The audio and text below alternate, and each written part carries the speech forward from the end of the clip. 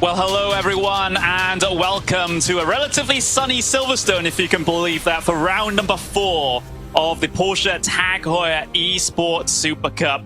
My name is Connery Maddock. I'll be your host for this evening. I'm joined for the All-Stars event by Matt Trivett, Sailorkist himself. We're here at the home of British Motorsport. Matt, it's going to be a fantastic event. Yeah, I certainly hope so. I think Silverstone, it's a fantastic circuit, but it's interesting to be here in the middle of the championship because it gets us to a track that there's no excuses. Everybody knows it's nice and wide, lots of drafting, great overtaking opportunities, and hopefully some really great racing as a result. Yeah, absolutely. We're not quite at the very halfway stage of the season here. Of course, round number 4, we've got 10 rounds here of this championship, both of the All-Stars event and, of course, the Porsche Tag Heuer Esports Supercup with the professional sim drivers that'll be coming up after we get a couple of races done with the All-Stars. But, yeah, fantastic stuff indeed. And, of course, for the All-Stars, we actually have a change of car for the next couple of rounds. We throw away the 911 GT3 Cup car and we welcome the 718 Cayman GT4 here. So a new car for these drivers to have to deal with. There's the schedule on screen. We'll be dealing with this for 3 rounds. So Silverstone, Road Atlanta, and Montreal will be all with the Cayman. Absolutely, and it's important to designate as well, it's the GT4 CS, which stands for Club Sport. That means it's the racing GT4 version of the car, the FIA GT4 version of the car, because, of course, they have the road-going GT4 as well, which actually is a phenomenal driver's car. And I once was asked, if I could own any Porsche, what would I own? The GT3 RS is probably the first choice, but I actually would not even go down to the GT3. I'd go to the Cayman after that. The GT4 is just such a fun little car. Not a lot of power, still plenty to get you going, but really snappy, really fun mid-engine, still get it in the manual, and the race car I've heard is every bit as fun to drive.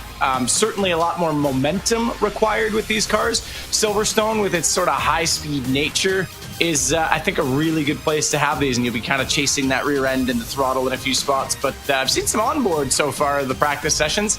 I think it's going to be pretty good. I think that there's a few people already looking pretty comfortable, and the times are continuing to fall during practice, Connery. Yeah, I like how you're picky about which Porsche you want. I'd be happy with any Porsche. Well, okay, let's be honest. But there's the format up on screen for you now. These guys have 10 minutes of qualifying to do 3 flying laps that count. If you do more than that, then they won't count after that point. We'll have a sprint race of 17 minutes and a feature event of 22 minutes here in the All-Star Series. And, well, with the format recapped, we'll have a look at the points order as well. It is so tight. For those first couple of spots there. Dan Suzuki leads the way on 112 points at the moment, but Emily Jones is only 2 points behind him, and Matt Campbell 6 points behind your leader. But of course, he won't be taking part here today. That's Porsche Works driver. So things are still very close at the very top of the championship, and it's basically a duel between Dan and Emery. Absolutely. You're right. Richard Leitz and Matt Campbell will not be taking part this time. We've had a different guest Porsche driver come in each time. It's interesting that Matt, even with only doing 2 rounds, is still just that far back, but it's Larry Tenvora that's going to join us this time. So he's looking pretty good on the timing sheets as well. We'll see if that holds in the race. It is shaping up to be a good little championship, though. I think Emery has had the outright pace, Emily Jones, but I think Dan Suzuki has been so consistent and so smart in a lot of these races. Remember, we do a qualifying for race 1, and then we do a full reverse grid, and I think that really defines sort of the consistency, because we've seen people get caught up in the wars trying to come back through the orders. So if you can do that and be efficient, shall we say, or smart, you're probably better off in the total point standings. Yeah, and the thing about Dan, of course, leading the championship at the moment, I've always been incredibly impressed by his racecraft. He always is respectful, always gives the room, and always gets those consistent finishes as a result, as he's able to keep it on the grey stuff. But let's have a look at the Silverstone Circuit then, as we look from up above, of course, straddling the border between Northamptonshire and, of course, Buckinghamshire. So sorry, kind of in two separate... You mean Northamptonshire, right? Yeah, well, yeah, I mean, that's your North American talking, but there we go. There's the circuit from up above. Of course, we're using the most recent layout here of Silverstone. You can still race on the old layout on iRacing, remember, so you don't have that infield loop, but we're using the infield loop for this one. And of course, like you said just a couple of moments ago, Matt, lots of slipstream opportunities here to be able to gift yourself an opportunity into places like Stowe, for example. Yeah, exactly. You've got the Hangar Straight, which famously existed prior to the change. The change brought about another really long straightaway. Formerly, you were kind of going through Abbey and then straight into Brooklyn's nice twisty section. Now you've got the nice Wellington straightaway, named after, of course, the was it the Wellington Bombers, I think it was, that used to fly out of here in the war. So another great long straight into a big breaking point, good overtaking opportunity. Flattest track we've had so far this year, but also I would suspect the widest overall. So yeah, should be lots of great overtaking opportunities. Yep, lots of space to try and negotiate these sorts of passes. But we'll just have to see once we get to the racing action here today. Of course, in these Caymans, they don't have as potent of a slipstream as the 911 GT3 Cup cars. They don't punch as much of a hole in the air as those higher-powered machines. But there's Minty Boy himself, Jimmy Broadbent, out there getting some laps done here in qualifying. And, of course, he's had some very fortunate news recently of getting himself a real-life drive. So he'll become a real-life racing driver at some point during 2021, which surely is a dream come true. And it's you know, a dream a lot of sim racers have. Yeah, not envious at all of that. That's very, very cool, especially you know, doing it in such a neat way. And obviously he had plans to do that this year, but COVID kind of sidelined those.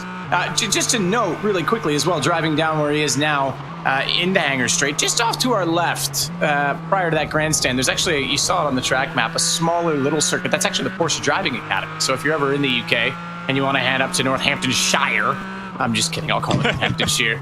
You can actually go there and they'll put you in some of their machinery, get you on track with an instructor, and you can hoon some Porsches around the circuit for the day. Got stuff like a skid pad and all that. I've done actually the one in Atlanta, Georgia, and it's good fun. The kick plate and the low circuit drift circle are super fun to just throw the car around on. So worth doing if you ever get to somewhere that has a Porsche driving experience near you. But Jimmy's having his own experience right now, and yeah, this is, I think, such a fun car around here. I think we're going to see a little bit of sideways action. We'll see who can really hang on to the Porsche. It's such a different driving experience in real life as well as in iRacing between this and the Cup car. And, you know, I did the Nürburgring 24 last year on iRacing using this exact Cayman, and originally I really wanted to push it. I really wanted to attack, and I really wanted to overdrive the car, and it was a big problem. It doesn't like a lot of inputs, but once you get the flow of this car, it's super fun to drive, and you can just let it hold speed, be delicate with it, and it actually became one of my favorite cars in iRacing once I got used to it. It's also less tricky to drive, I would say, than the 911 GT3 Cup car. You've got more assists. You've got you can lean on the ABS. You have traction control, so your speed out the corners shouldn't be too bad. You're not going to get the back end out as much as you would in the GT3 Cup car. That is for certain. But there's Emily Jones out there. Emery. She set one of the fastest times in practice, but there's Gamer Muscle out there with the particularly distinctive livery, I'd say, on that Cayman. Yeah, that is a flex from Gamer Muscle. That is quite the livery. Super cool looking as I don't know, I'm loving some of the creativity we're seeing. I don't know what my favorite livery's been all year, but that's up there. That's pretty cool. It's certainly colorful while still looking pretty sleek at the same time. Just quickly with your point, yeah, you're going to see less throttle oversteer with these cars, but it's actually the entry oversteer that you'll get a bit more with the mid-engine. They call it snap oversteer. There's famous stories about cars like MR2s and lots of other mid-engine cars being scary to drive because of that. It's not. If you're delicate with your inputs, it's very predictable. It's when you try and throw it around that it can catch you. So that's what you might see, a bit of oversteer on entry, but yeah, it's going to be a lot more easy to drive off the corners. Yeah, it means the attrition rate might be a little bit better, but as we're riding on board with Gamer Muscle, you can see his livery is basically made up of just tiny repetitions of his own logo in different colors, which has made that really cool effect on the on his car. There's Depp Yellow out there getting his laps done as well. So we're starting to see the first couple of times come in. It's a very long lap here, especially in the Caymans. We're in the sort of 2 minute 12, 2 minute 13s up there. So the race lengths in terms of laps are going to be pretty short here today, but of course it's the same amount of time. There's your championship leader though, Dan Suzuki on his qualifying laps. He currently sits in P3 at the moment, but one person I do want to talk about here, Matt, is Larry Ten Voorde. He is a Porsche Works driver. He is actually the reigning champion of the Porsche Mobile One Supercup in the real world side of things. So a lot of experience coming into this, and he's already been setting some very, very competitive lap times indeed, at least in practice. Yeah, absolutely, and very cool to see, you know, a Porsche Cup driver. Certainly Porsche Works. We've had Matty Campbell, we've had Richard Least. Both of them are familiar with Cup cars, no doubt, but they're on to the bigger and faster machinery with Porsche. Larry coming in, obviously, is although we're in the Cayman today, is familiar with the Cup car, which is what PESC is all about. And as you say, winning the most competitive Super Cup series that they have in the Mobile One series. So very cool to have him with us, and very cool that he's already this quick. In fact, in practice, I was sure he was going to be the one to beat, but Emily Jones never fails to deliver half a second on everybody else, and it's pretty close after that. It's a half second between second and seventh, so she's that far clear of everyone right now. Yeah, she is. Is this the longest lap? This would be the longest lap we've had this year. Yes, so far this year, but of course we have the Nordschleife coming up a little bit later on in the season. Fair enough. That kind of does win, doesn't it? Yeah, it does. So, you know, that's going to be the big daddy in terms of lap times in this one. And we'll actually have, for the Nordschleife, just a slightly different format because of the way that track works with its very, very long lap times. But we're still here at Silverstone. It's a long way until we get to the Nürburgring in terms of the rounds. If Jimmy's Minty Boy, is this Boosty Boy? Boosty Boy. Boosty Boy? It's kind of like the Beastie Boys, Boosted Media, the Boosty Boy. I'm gonna go with it, and if he doesn't like it, he can just tell me otherwise, and it'll be fine. Well, he's gonna have to hope that he has some form of boost or NOS in that car at the moment, because he's down in P10, a couple of tenths of a second off of Jimmy's time. Jimmy's seemingly struggling a little bit here today. He had a great performance there at Imola, especially in the second race with the reverse grid. Wasn't quite able to hold on to the race win at the very end, but he certainly gave it a good shot. We're running on board, though, with the Porsche Works driver, Larry Tenvoorde. See, actually, he looks... It's so different in driving style. Sometimes you see the elbows out, nice and loose. Larry's almost got that karting vibe to him, where he keeps his elbows in close to the body and uses more bicep to turn the wheel, and it's pretty smooth as a result. It's a bit Formula-esque, but yeah, I would say almost adapted from karting is where that kind of comes from. So pretty cool to see the different driving styles, even in a GT car. I'm kind of big and loose, and my arms are hanging everywhere, and it's probably why I suck at karting when I go back and try to do it now. Yeah, possibly, but I'm sure there's other reasons too, but it's fine. Let's not get into it. Yeah, let's not delve into the details here, but Larry Tenvoorde, he's on his final qualifying lap at the moment, so as long as he's able to keep it on the grey stuff and not pick up an instant point, this lap will count as he heads his way through the Maggots and Beckett section. Make sure you just clip those apexes to perfection. It's all line dependent here. If you get offline a little bit, that's going to mess you up for the next couple of apexes, so you have to be pitch perfect all the way through there. Coming onto the hangar straight, then down towards Stoke Corner for Tenvoorde, and well, let's see if he's able to repeat his practice times in terms of getting up to pole position. But we're right on board with the visor cam of Jimmy Broadbent, who's kind of still stuck there down in P9. Yeah, the visor cam on one angle and the bicep cam on the other, as we get a better look at Jimmy's shed inside. A lot of his heroes and idols on the board beside him, and looks pretty good. Different driving style, as you can tell. The elbows are a little more off the body. That's a little more what you normally see in GT drivers. He's catching the car. You're going to see a lot of that with this GT4. Yeah, I'm not sure what he's saying to his stream, but he's probably talking about how the oversteer killed his lap. And hey, that's all part of the fun and games. You mentioned Beckett's and Chapel.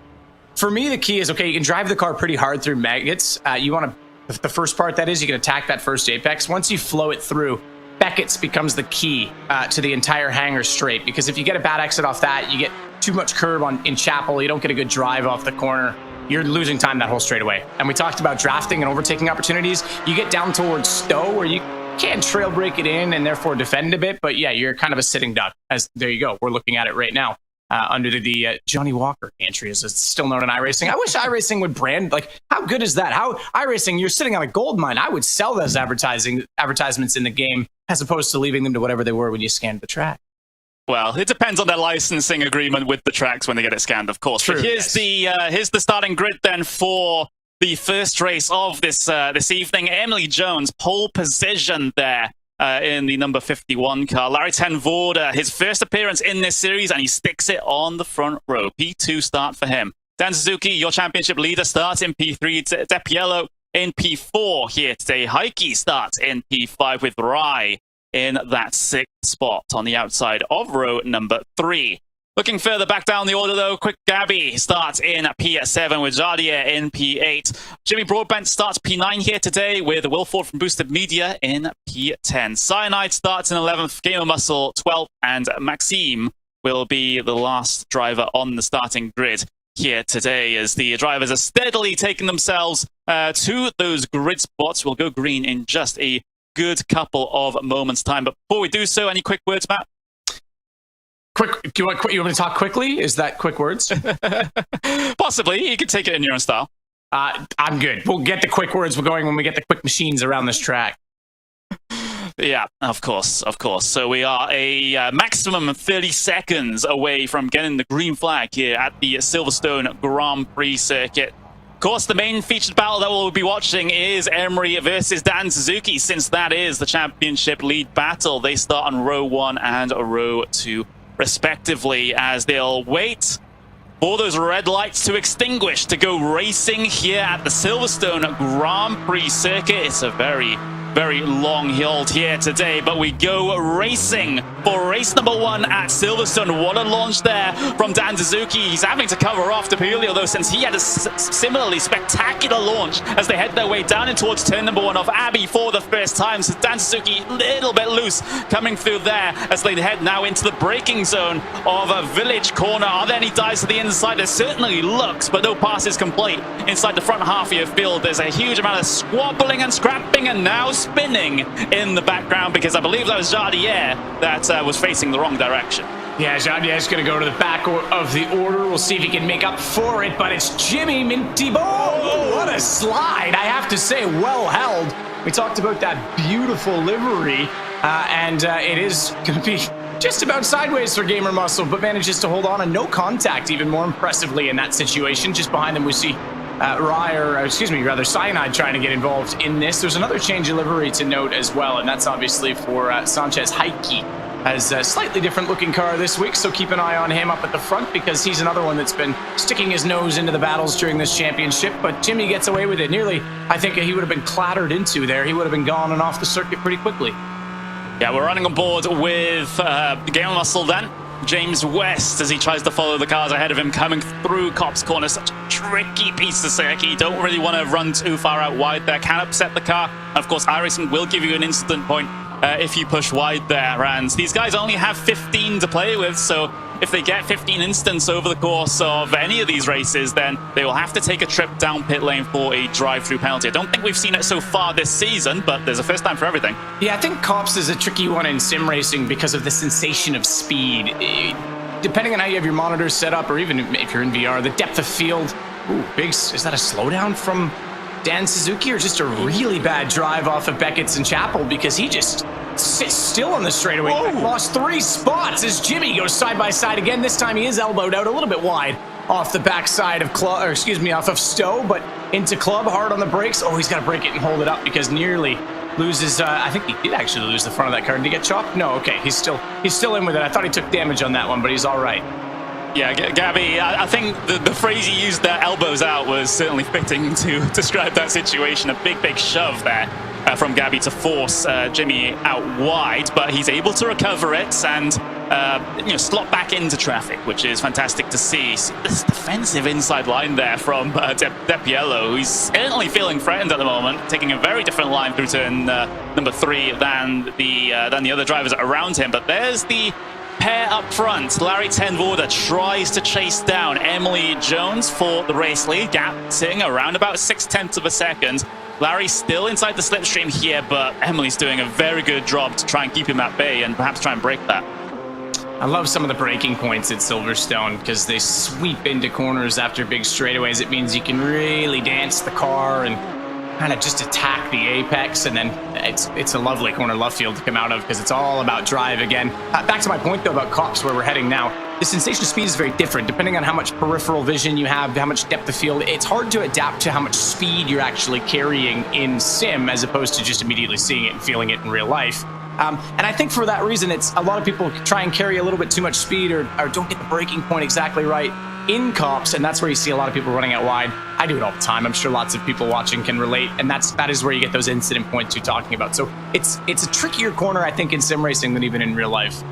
Well, let's just hope that Matthew gets it right.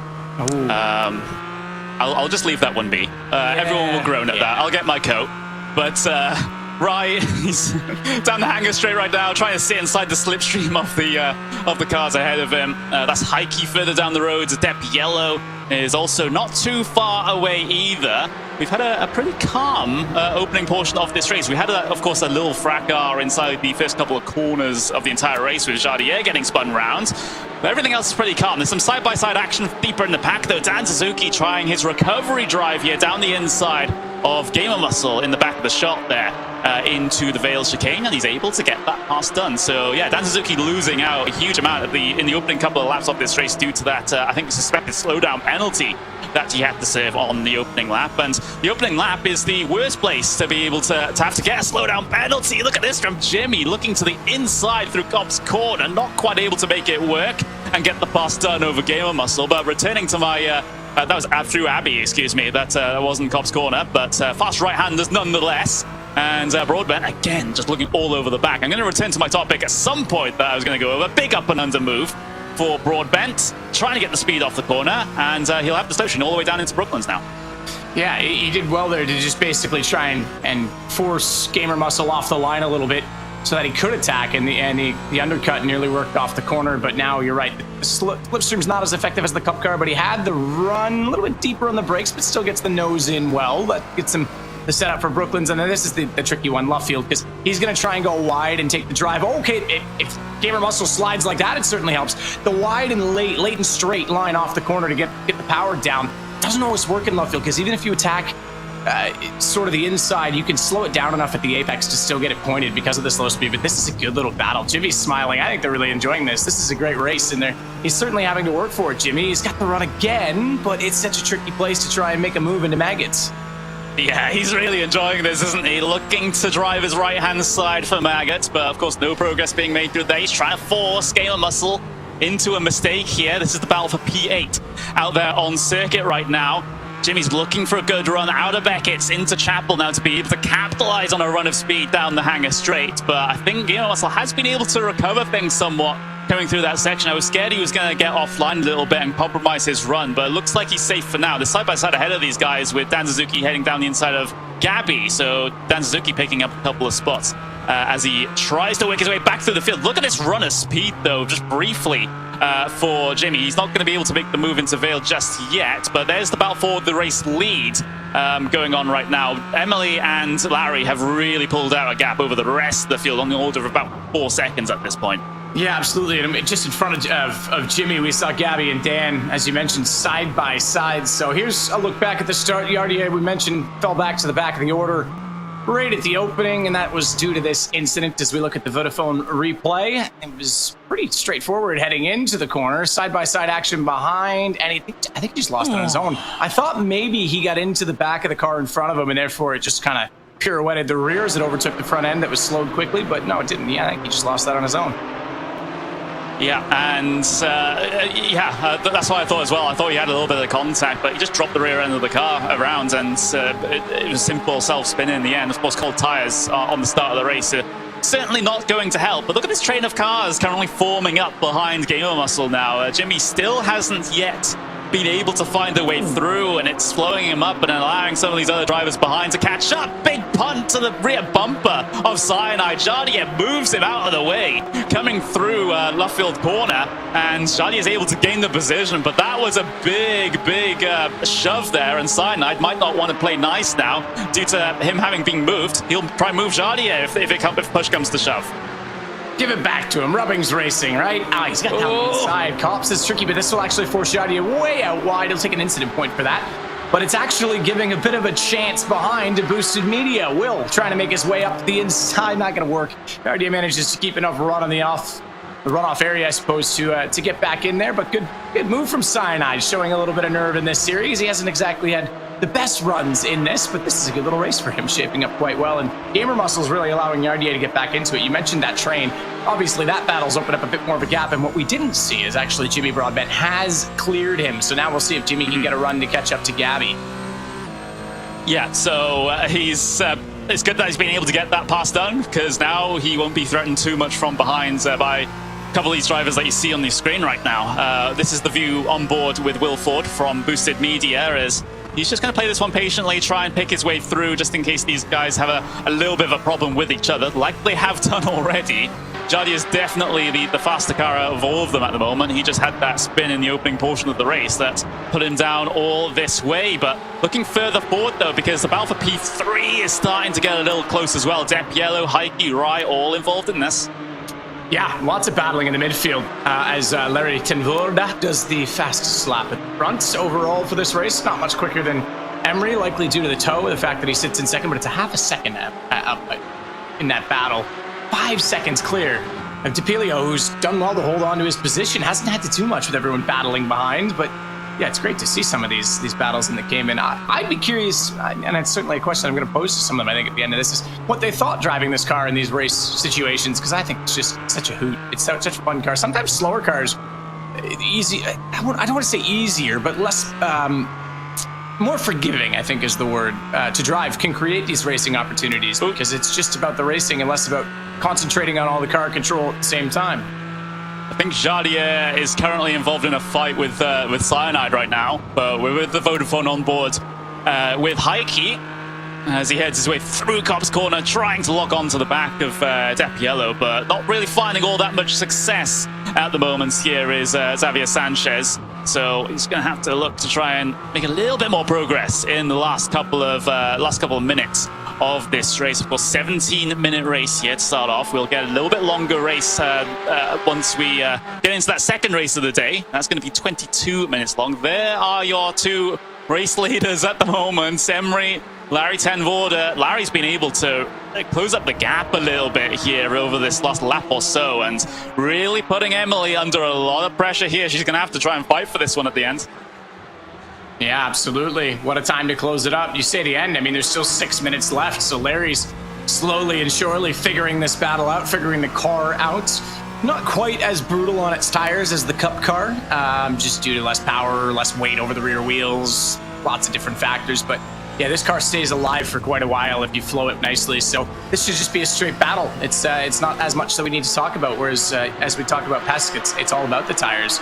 Larry's dead focused, isn't he? Look at those eyes. He's trying his heart out here. Yeah, I haven't seen him blink while we've been watching him looking to the inside, then through the loop.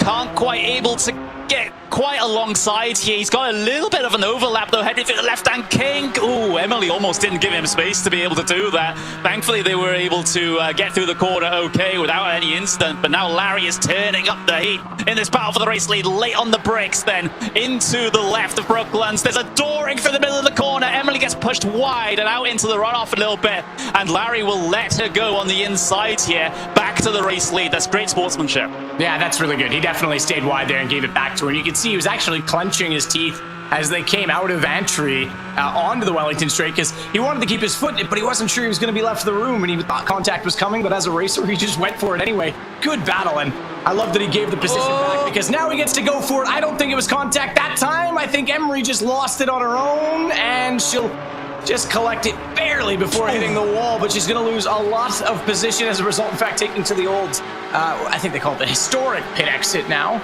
as she'll rejoin the circuit, but it does so in 6th place. Hey, great battle. You got to give it to them. And unfortunately, she's the victim of war, but it comes out with an unscathed car still, so she'll see if she can work her way back. There's still 4 minutes to do so. Yeah, just unfortunate incident there coming through Cop's Corner. Of course, you know, it's not a corner that's a stranger to those sorts of incidents. You know, if you go side by side there, you're really playing with fire when it comes to the contact, because it's such a single line coming through there to get the best speed off. But having a look at the replay here in just a couple of moments, as Larry's actually losing time to the cars behind as well, thanks to all this battling that he's had to do. But there's the dive down the inside there at Brooklands. There's the dooring through the middle of the corner. That sends Emily wide. Larry does a good job here of letting Emily go, because he felt he was at fault for that contact. But little did they know at this point, there's going to be a contact in the very next corner.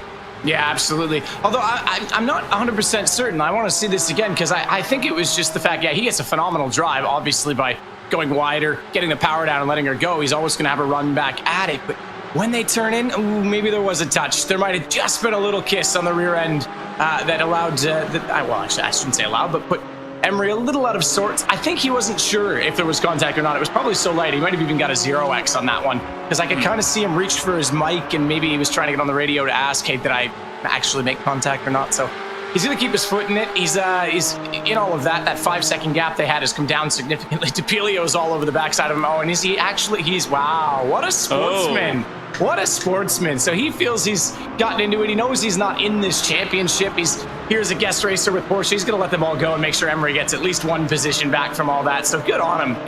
Good for Larry. I will give you a clap, Larry Tenvorder.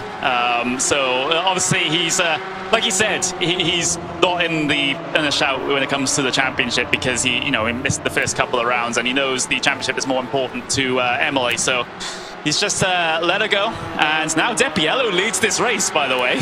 He's just been pretty calm out there in the front couple of positions, but now he's the man that leads them round. And with 2 minutes to go, the driver behind him of Heike could have a shot. If he's able to get just a couple of tenths of a second closer in these final couple of laps, we might still see yet another shootout for the race lead. Yeah, absolutely. This isn't done yet. What a turn of events.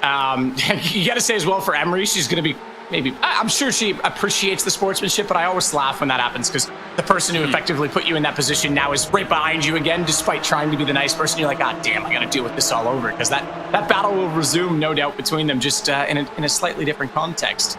But yeah, great for DePilio. He's been very consistent in this race, stayed at the front of the order, in fact, staying ahead of Mr. Racecraft Dan Suzuki, who's just 2 spots back. Rai as well. This is probably his best showing, so perhaps someone who's a little bit more at home in this 718 that came in. Looking for a good finishing position overall, but yeah, DePilio, this is phenomenal for him. I'm sure he'll take it. I mean, a win's a win. Yeah, okay, it comes in different circumstances, but let's pretend. We don't even have to pretend. I mean, yes, Larry gives the position up himself, but let's say that's a penalty in real life. Hey, that's racing. He gets that on merit, so.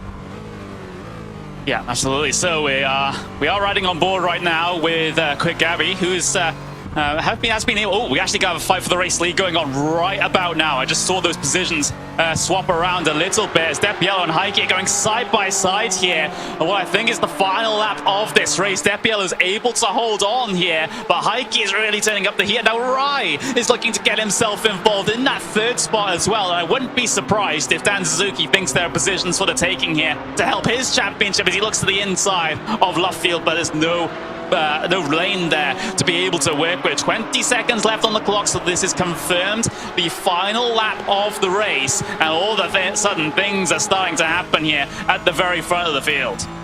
Yeah, absolutely. And Emily Jones, I think she was just 2 points shy of the championship lead, would have probably jumped Dan Suzuki if not for the contact up front. Has him in her sights. He's just in front, not quite close enough to make a move, but with everything going on, you never know what's going to happen toward the finish. Bit of a gap for DePilio after the Heike came under attack from Rai, but Dan Suzuki on the back of him. This isn't done. We still have a great opportunity down the hangar straight.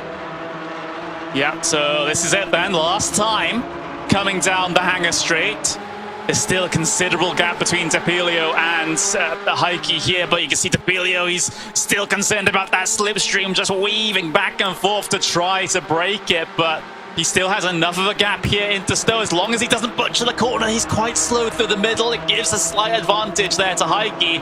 I mean, I don't think there's a dive on here for Heike into Vale, so as long as Depiello is able to keep it clean, I think he'll come away with the race win. They're all nose to tail coming through the final chicane up towards Club Corner. For the final time in race 1, Depiello wins a race for the first time here in the Porsche Tag Heuer All-Stars Series. Fantastic work from the driver of the 64, Heike, on the podium as well. Same with Rai. What a race. Yeah, phenomenal. Great action. And a couple of guys, I mean, Rai as well on the podium. Mathieu is looking pretty impressive today. So great to see these Caymans on track. I do think they're phenomenal cars. Such great little machines, great driver's car. And there you go. Look at it overall. D'Aperio, first win of the season. Definitely a race well earned from him.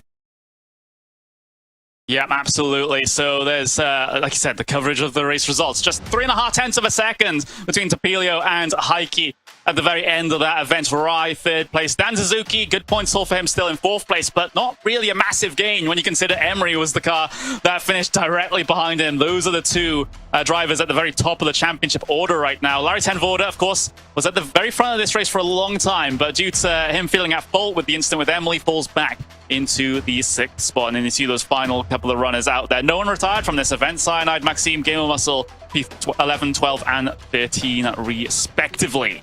So that is race number 1 done and dusted. We have a bit of a 5-minute break here in between the two races. But again, it just that race kind of exemplifies how different these Caymans race compared to the 911 GT3 Cup cars. It's not as powerful as a slipstream, like I said. They have to work a little bit harder to try and manufacture their own opportunities rather than just getting one gifted to them time and time again, coming down into the braking zone at the end of a straight.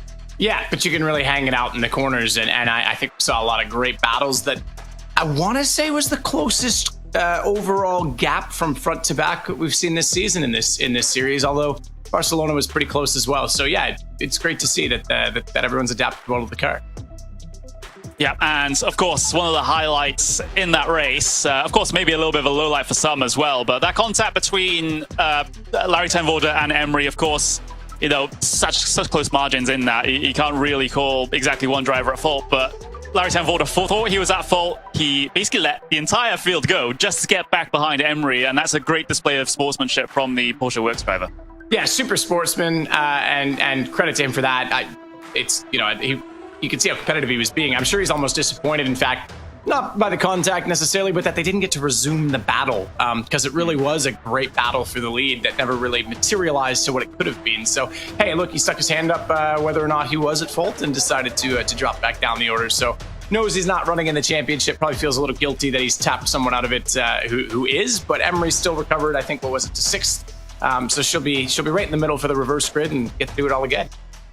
Yeah, let's just talk about that, though, because if you're not aware, in this series, we have a full reverse grid for race number 2. So the driver finished last will be on pole position for race number 2. And that driver is Gamer Muscle, so he'll take to pole position for the second race. The other driver on the front row will be Maxime as well. So, you know, these reverse grids, you know, give us a chance to see some fresh names at the very front of the field that we don't usually see. Yeah, and I don't know how I feel necessarily about today's reverse grid because everyone was a lot closer. Gamer Muscle obviously had an incident that put him back there because we saw him in the middle of the order for most of that race. But wider circuit, decent braking points, but still quite a bit of room to get around. I'm not sure contact is necessarily as inevitable as it has been at some of the other tracks that we've seen in the reverse grid. So this could be a pretty interesting race off the first few laps as they jostle for position. We could see some really good overtaking opportunities. Yeah, we should too. We are just a couple of minutes away, actually, from getting confirmation of our grid and the start of race number 2. But, you know, I certainly can't wait for it. I'm super intrigued to see how Dan and Emery are going to be able to work their way through this field because we saw a couple of drivers get stuck behind each other. I remember Jimmy getting stuck behind Gamer Muscle, for example. So the speed delta that you need, the speed difference between a fast driver and a slow driver to be able to have many chances of getting past seems to be a little bit higher in these cars. So that's the risk here. If you get stuck behind someone, you can't find a way through, basically game over. Yeah, absolutely. And yeah, it's tricky. I mean, I love the reverse grid because you get different drivers getting different opportunities. Gamer Muscle could be someone, again, we saw the train behind him. Maybe he's able to defend quite a bit. Cyanide certainly had his elbows out a few times in that race. It was good to see him not taking any prisoners, certainly not being... or letting Yardier get off the hook easily for giving him the little bump and go, the real push to pass, not the button style at Love Field. So yeah, it's going to be interesting to see how it goes. I love the reverse grid as well. We saw this at Imola. Certain drivers, if they just stay clean, if they don't make mistakes, and everyone's kind of jockeying and jostling behind them, they can hold that position and make it really interesting to see how consistency gets a result in this. It's kind of given that opportunity. So yeah, hopefully they can all keep it together in that regard too, because it really is, if you're not on the pace, you get a reverse grid, you got to think, okay, all I have to do is just be consistent, and you're definitely going to inherit a few positions if you're able to do that. Well, there we go. We are just about to head into a very intriguing race number 2 this evening in the Porsche Tag Heuer All-Star Series. Of course, we have those professional sim drivers on just a little bit later on in their 911 GT3 Cup cars, but the warm-up is over between these sessions, and we'll get the starting grid for race number 2 up in just a couple of moments' time. I can confirm, though, that it is Gamer Muscle on pole position for this one, so let's see what he's able to do from that position. There is the starting grid. Maxime on that front row as well. Cyanide starts in P3 here for race 2. Will Ford from Boosted Media in P4. Jardier P5, and Jimmy starts 6th. Gabby in 7th place. Larry Tenvoda in P8 here today. Emery in P9. Dan Suzuki P10. And then those last drivers on the starting grid: Rai, Heike, and Depp Yellow. So that's the order then coming into this second race. In fact, they've all already taken themselves to the starting grid, so we'll just about get the race underway in just a couple of seconds' time. There they all are, ready to go racing for race 2 at Silverstone. We are underway in the Tag Heuer All-Stars event as they all head their way down and towards Abbey for the first time of this 22-minute event. Cyanide able to hold on to P3. They're cutting off the nose of Jardier. This is where Jardier's race kind of ended in that opening race, and he dives towards the outside. Are we seeing 3-4 wide? We're seeing 4 wide. Deeper in the pack there. How have they been able to make it work? They're still 4 wide in towards the loop there. Emery and Dan Suzuki are all involved in that. Those are your 2 championship leaders. They can't afford to make a mistake here, but somehow they all get through unscathed, apart from, I believe that was Larry Tenvoda going for a spin. Yeah, I think it was. He's definitely just he's still rejoining, trying to let it spin back around on the grass, and sticks it back into first gear. Let's see if he can make back the gap. It's happened early, but that's going to put him up potentially out of contention for the win unless something bizarre happens up front. I can't believe they were 4 wide and got away with that, especially at the loop. The slowest corner where everyone's trying to get to the inside. Flashing lights right now from Maxime, perhaps trying to indicate she's not too thrilled with some of the contact that's been going on, but that was a battle. And hey, full credit to Cyanide. You're right. He got it a little loose, a little sideways, came over, cut the nose of Jardier and Boosted Media, and somehow held it together. And that, I think, is what created that Constantina effect behind, that everyone ended up side by side. But we're not done yet. 3 wide? Oh, 3 wide into Maggots and Beckets. That's not usually a good idea, but they keep it all together. Just side by side between Gabby and Maxime, as they're all scrapping for position coming through the very fast lefts and rights of the Maggots and Beckett section. And now the slipstream comes into effect down the hangar straight. Jimmy Broadbent, by the way, has had an amazing start to the race. He started P6. He's up into P3 here. That is incredible. 3 wide, though, down into towards Stowe. Emery getting the 2-for-1 special down the inside. Can she complete it? She's a little bit further ahead than Maxime is right now, and she does get the position done. That is incredible. Meanwhile, further up the field, Jardier is having a look on Gamer Muscle for the race lead. If you go back to that start, Jimmy made an audaciously bold move and made it stick at Village, and that was another of the effects that created that 4 wide, but he stuck it down the inside, and it gave him just enough to make it, I think, probably 3 spots in that move alone, because then he got to run toward the loop and managed to bypass everyone. Not done yet either, because he's on the attack, and this is for the lead as Gamer Muscle actually slows him down. He tried to tuck in thinking it might give him the run. He's not done yet. Again, it's into Village. Again, it's on the inside, but this time it's contact as Gamer Muscle came over and Jimmy's hit him in the door. Yeah, that was it. Alonso says you always have to leave the space. Jimmy had basically a core of a car down the inside there, and Gamer Muscle turned it on him. So, unfortunately, in my view, that was all Gamer Muscle's doing for not allowing the space on the inside. Meanwhile, here's Emery looking to the inside on Gabby. Coming into Brooklands then, and Emery's able to gain the position. So Emery's making slow but steady progress in the opening portion of this race. She's up to P3 already here. So good chance with the 18.5 minutes left remaining. She'll be able to fight for those front couple of spots. So Jardier now leads this race thanks to that little bit of contact that sent Gamer Muscle around as well. But yeah, Jimmy up into 2nd place as well now. So things are already starting to shuffle quite a bit in here in this field. Definitely, yeah. And Emery's benefited quite a bit from that last incident at the front because she's now up to 3rd place. And just behind her, quick Gabby. We haven't mentioned her much today. She didn't necessarily star in the first race, but she's back behind her rival, and her and Emery have been so closely matched all season. It would be great to see her latch onto the back of Emery this time in this Cayman, and she's doing exactly that now as they run down hangers. So might even have a chance for a move into Stowe. Yeah, here's the look down the inside at that medium speed, well, far high to medium speed right-hander. Emery's gone scared offline here. Might just give the opportunity to Gabby to make her way down and past into Vale, but she's going to back out of that move. So let's have a look at the replay then. This is the instant at the very front of the field.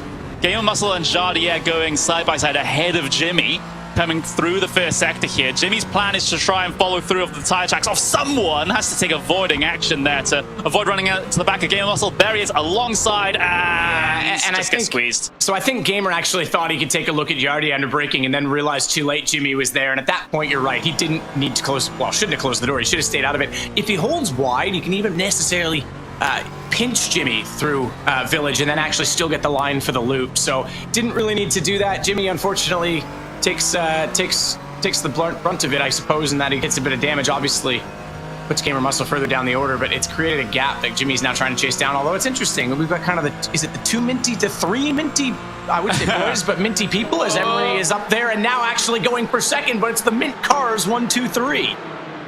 Yeah, absolutely neck and neck through Brooklands, and Gabby's looking all over the back of this one to try and make it in. But it's contact between the two of them, 3 wide off the corner. Gabby goes down the middle, able to pick up the position off of Emery. Rye is looking on the back of this as well. Everything's so congested here in this battle for the podium positions, and I'm not sure exactly which way it's going to end up.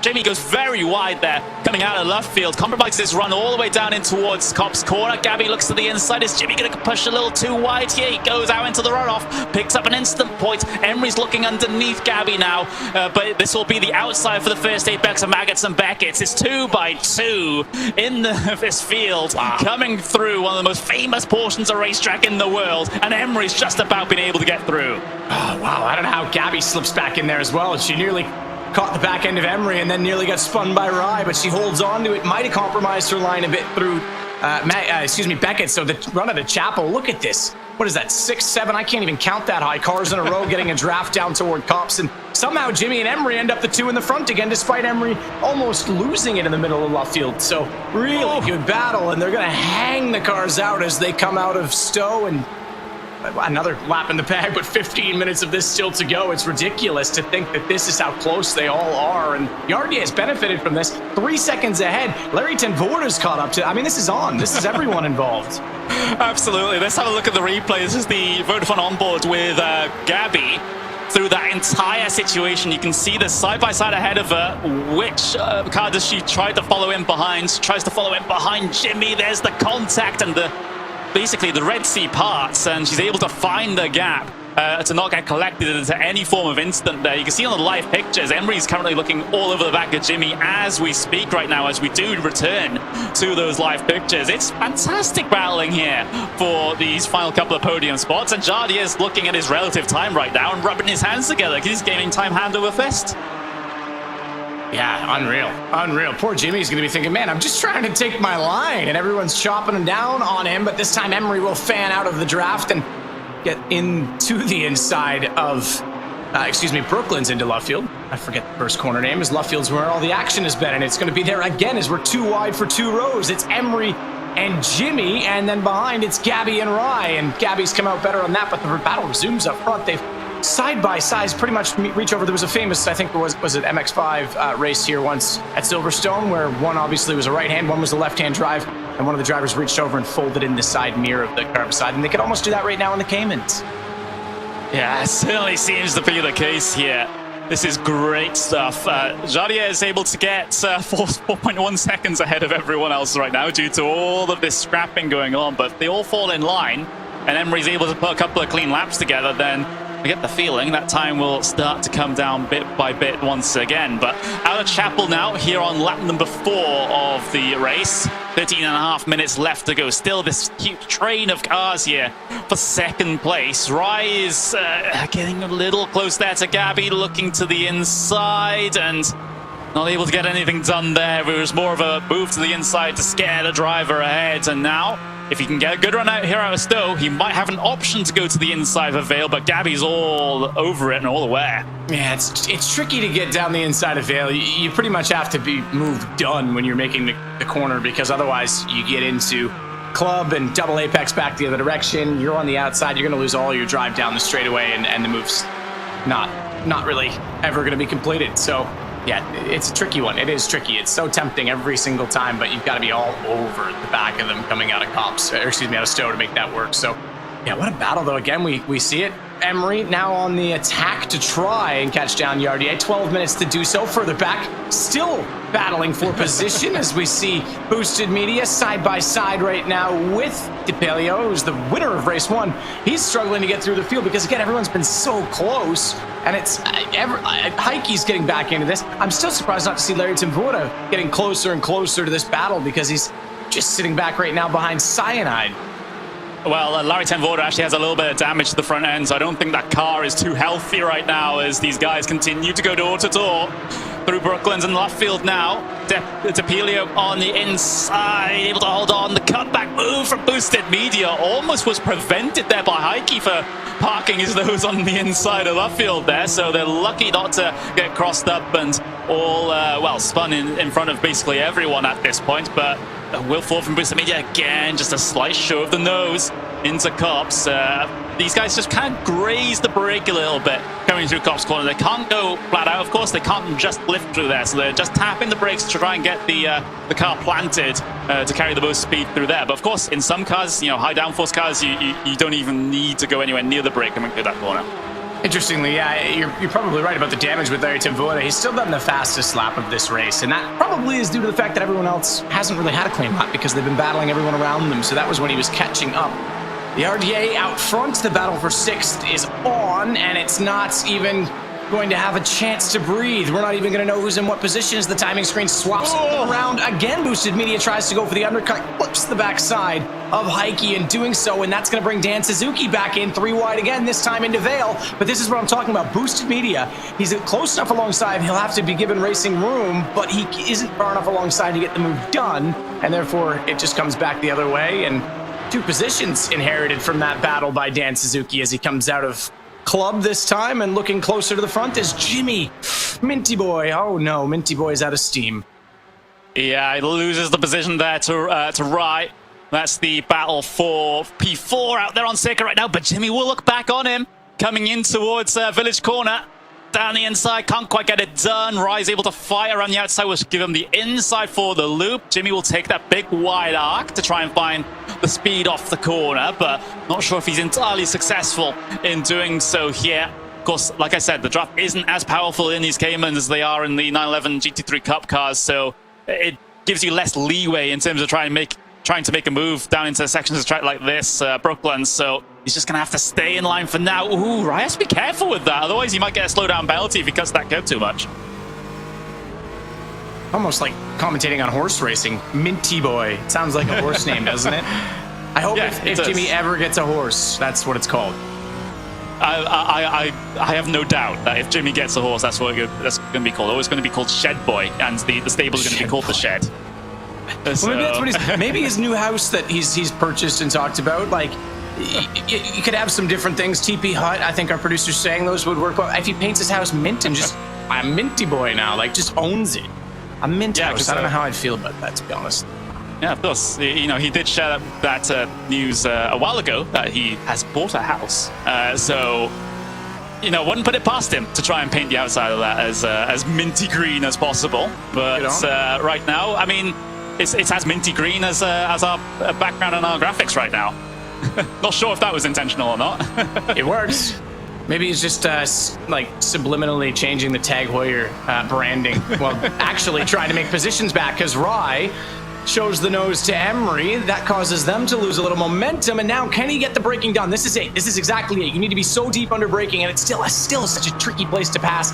Jimmy's aware of it this time, though, and gets out of the move to try and get an undercut. He may get a run toward Abby as a result of this, but it's going to give Emery a bit of breathing space. It also brings a few people back into that fight as well, as Tepilio gets a little bit closer, and so too does Dan Suzuki. Yeah, he does. So, yeah, this is going to get close now. Jimmy's definitely not out of this one. Rye has shown a couple of vulnerabilities, but here comes Tepilio. Look at big dive. Big dive down the inside there. I think that was Village. fair. And here comes Dan Suzuki as well. He's looking for an opportunity through the loop. So due to Tepilio going so offline there, he's lost a chunk of time to Dan, and Dan's going to, take that one all day. I love that Tepilio hasn't come through the order as quickly or as I guess early in the race, but he's still doing it. He's being very efficient, and he's making the most of opportunities. So our race 1 winner up to now 7th place, maybe 6th when this is all over, as he and Dan Suzuki continue to battle for position. Loftfield's tricky. He'll just park the bus, Dan Suzuki. Oh yeah, he did. I think in fact there was probably contact we didn't quite see as a result of Tepilio committing to try and get the undercut, but we still have 7 minutes left. So if he continues to pick them off one by one, he might be in for another podium position. Yeah, that is certainly a possibility at this stage. 7 minutes left to go, and I'm very conscious of that gap between P1 and P2 right now. It's 1.5 seconds, so that gap was at over 4 seconds at one point during this race. So Emily has done a fantastic job to try and catch this gap, but you've got to be concerned about the, overheating the tires. We're pushing them so much at this stage. He still needs that little bit of operating window to be able to go for the pass in the final couple of laps. Go for it. Forget the tires. Go for it. She wants the win she didn't get in race 1, and she is absolutely down yard. Yeah, the last lap, she was over a second quicker, 1.1 seconds, and the gap's now down to a second. So expect this battle to heat up in the next minute, or excuse me, next lap even. Which I guess is just over a minute, so fair comment either way. As Larry Temvord has actually rejoined the fight. Maverick's re-engaging, sir, as he's now back on Tepilio, and perhaps seeing us or sensing a chance to get back into this without being too involved. I think he probably felt a little guilty about messing with the championship, but certainly was great to see him battling at the front last race, so we'll see if he can work his way through as well. Yeah, it looks like, at least with my view of Larry's car right now, it looks like someone's punched that Porsche in the face. Basically, that is just a big old dent in the front bumper, which is not ideal by any means. Of course, these cars don't have much in the way of aerodynamics, but you still have to be concerned about anything suspension-wise or wheel damage going on with these cars. But having a look back to, of course, Jimmy, and you've also got Dan Suzuki here in this one as well. Dan is losing quite a number of points to Emery at the moment, so I think he has to get a move on to keep his championship hopes alive. Yeah, Ed, it is. I mean, it is a championship for these guys, more about their communities, the prize pool and whatnot is able to go to their communities, their following that they've developed and worked hard to establish. So it's still something on the line, and I'm sure with, again, I say the halfway point, we're near the halfway point, we're around 4 of 10. You're going to start to think about that picture a little more, but I think it's great to see. Certainly, I think the first week, Cyanide had just moved house. A couple of the guys maybe came in thinking, oh yeah, whatever, I'll practice that later. And then it was so quick at the front. I think a lot of these guys have put a little more time in it. It's really closed this field up. I think the All-Star race it's getting better and better. It's a lot of fun. In fact, I would say some of the driving standards in terms of going wheel to wheel have been better than PESC at times, because PESC has been pretty pushy this year. So yeah, a lot of fun to watch these guys go at it as they get very close through Meggetts, Beckett's, and now into Chapel, as they nearly came to contact in the braking, but well held and well judged by Dan Suzuki, and now he might have a run on Jimmy.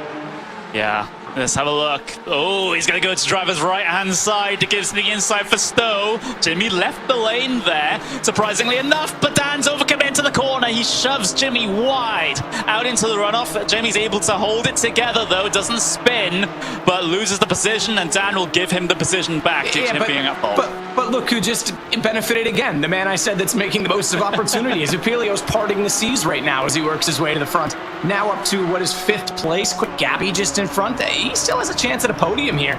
Meanwhile, look way ahead in the distance. We've got the battle for the lead on. Emery is all over the back of Yardy. As we said, it was going to be about one more lap. 3 minutes to go, so 2 laps, and she could still get this done. Yeah. it's still a very big possibility, and Yardier, he has to give the defensive effort of his life in the final couple of laps here. Look at the run, though, that Emery got off of the loop, and she can carry that through now. Entry and down on towards the Wellington straight right now, and well, towards the outside for Brooklands is the option that Emery's going to go for. Has she overcommitted on the brakes here?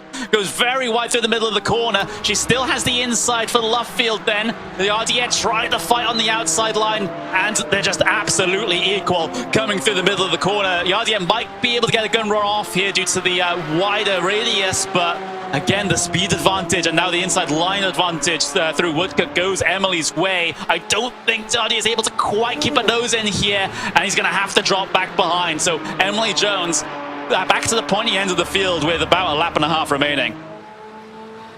Well done. Well held. Luffield's such a fun racing corner because, as I said, you can come into it exiting out of Brooklands and carry your speed for Brooklands, attack Brooklands, and it's such a slow corner.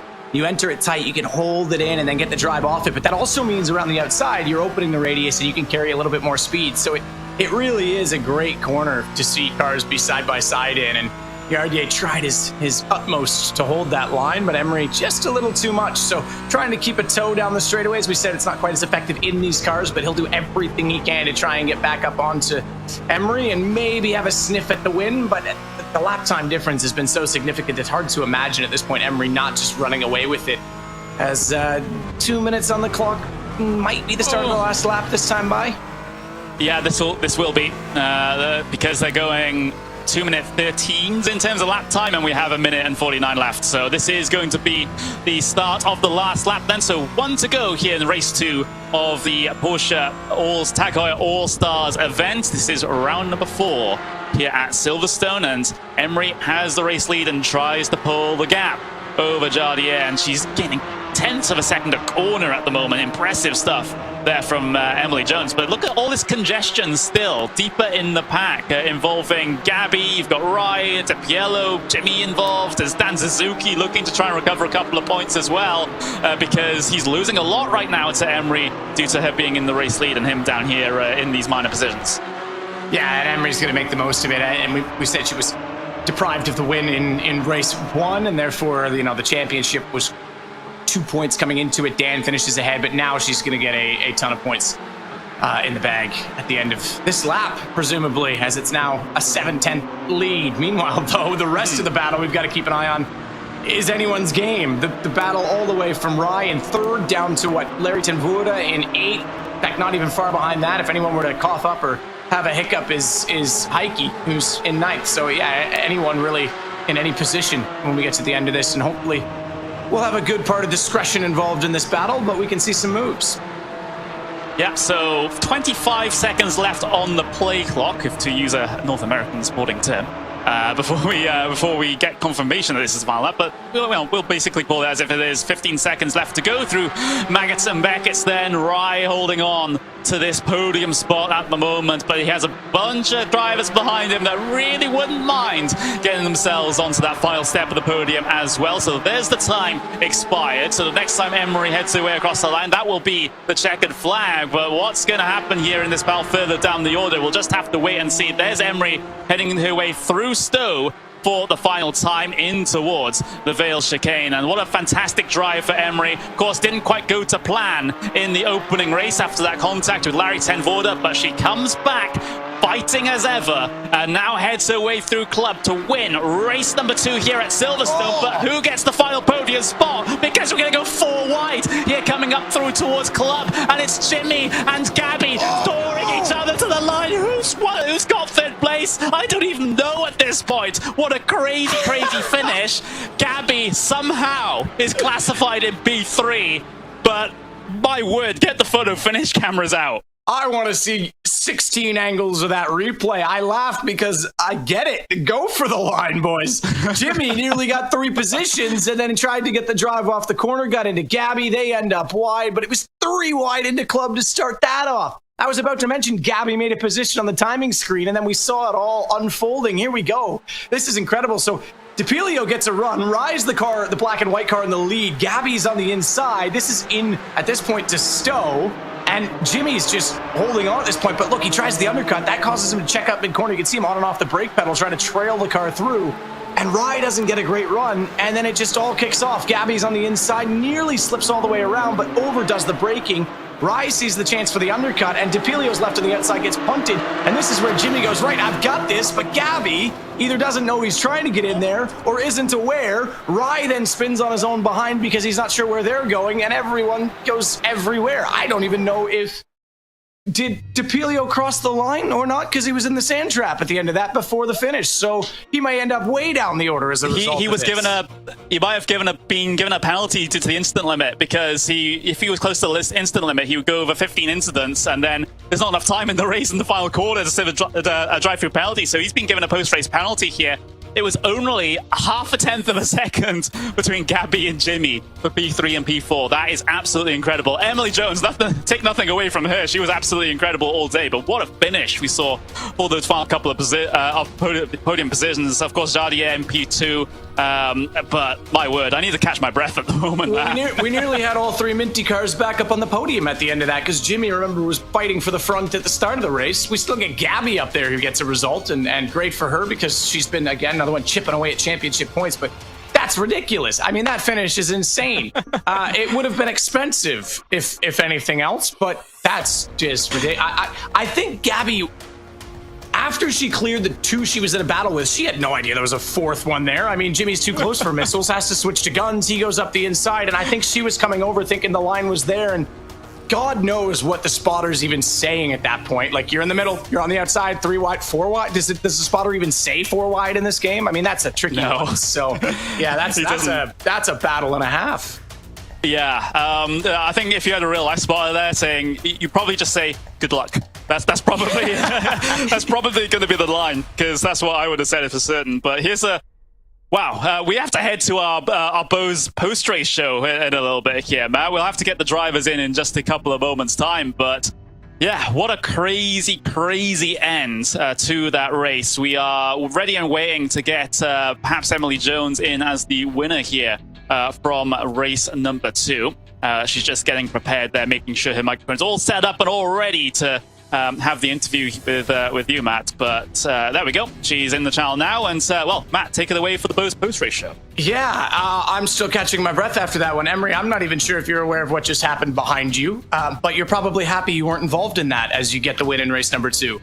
I'm watching it right now in my replays, and it is a shenanigan. Oh my god! Like, they were 5 wide over the line. That's amazing. Yeah, I don't even know if they technically crossed the line. I think they all went around it in the gravel at that point. You nearly won the first race as well, and Larry was super sportsman to let you back by, but it cost you a bit. You still battled through in race 2. How's the Cayman for racing? Yeah, it's actually a really good car to race in. Good guy Larry. I don't think he needed to redress that. I think he was okay, but it was really lovely of him to kind of drop back and continue kind of racing me. We had a really good fight, but yeah, this car's really fun. I feel like it's a little bit kind of easier to drive than the Cup car, so the field's a lot closer than it was last time, and yeah, it's really fun. Yeah, absolutely. And Silverstone's obviously a circuit that I think the high speed nature of it makes this car a little bit fun too, with the momentum. But talk about the battle with Larry, because he was sweating. We saw his camera, and I don't think he works. I mean, I've never seen him with his helmet off in a real race car, but I've never seen him working the wheel that hard before.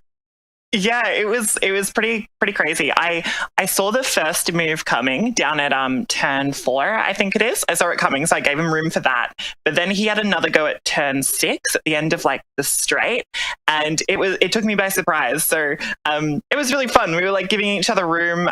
Even in the second race, like I think we were 3 wide at a certain point, and it's just, I don't know. You can kind of run 2 or 3 wide at this track. It's really good for racing.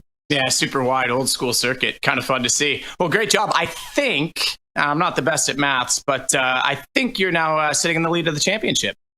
Yay. I'm really happy. Now we're going to get Rogers and Dane Warren up to the lead of PESC as well.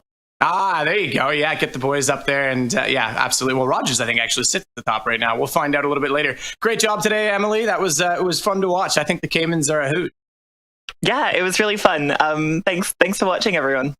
Absolutely. Well, Larry, we'll switch to you right away because you had a great battle with Emery, obviously, in the first race. You might be the most sporting person I've ever seen in sim racing. That is nice to hear, you know. Going back to the first race, it was really a nice battle, and I really enjoyed it. I loved it. You see, streamers are really quick, and I was enjoying that. We had like a little netcode, and I was like, I don't want to win like this, so I backed off. And then in the middle of the pack, we tried to get to the front. Of course, the race was quite shortly.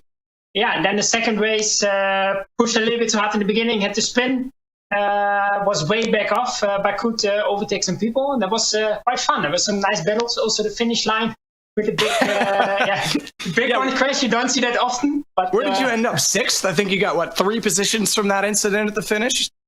Yeah, 6, but I also got a cut for 1 second, so I had to slow down, but I was like 2 choke corners to go. I'm not going to do that.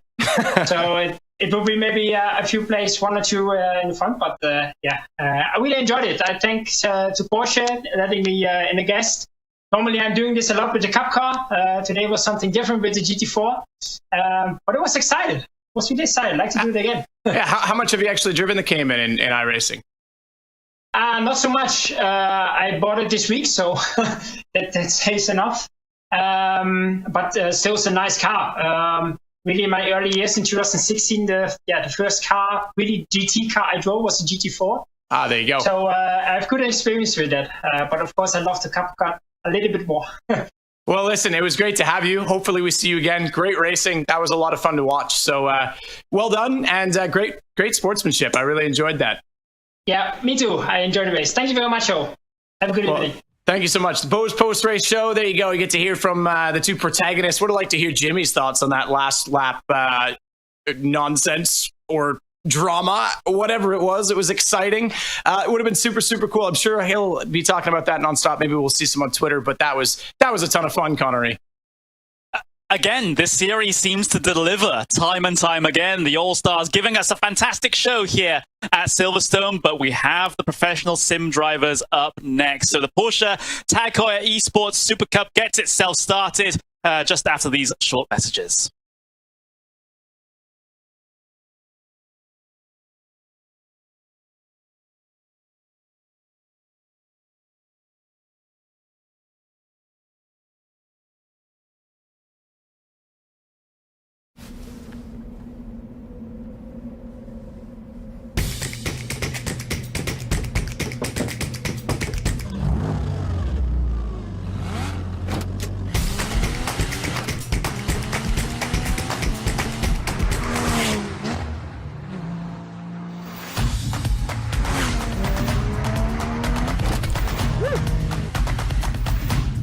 CJ, box this lap. Not right now, boys. Come on, baby. Go for it. Go for it. Go. Hey, CJ, you wanna come back in? CJ, are you there? I'm staying out. Get you ready, boys. CJ, come on back in, buddy. Let's go. What is he doing?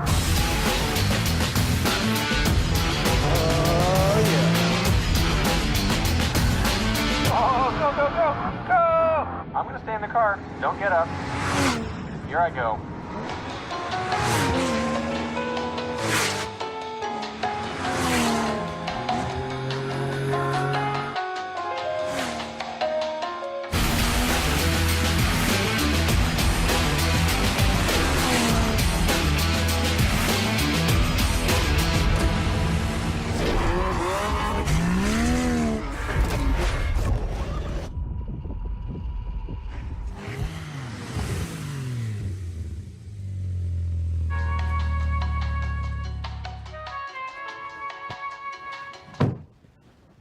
Hey guys.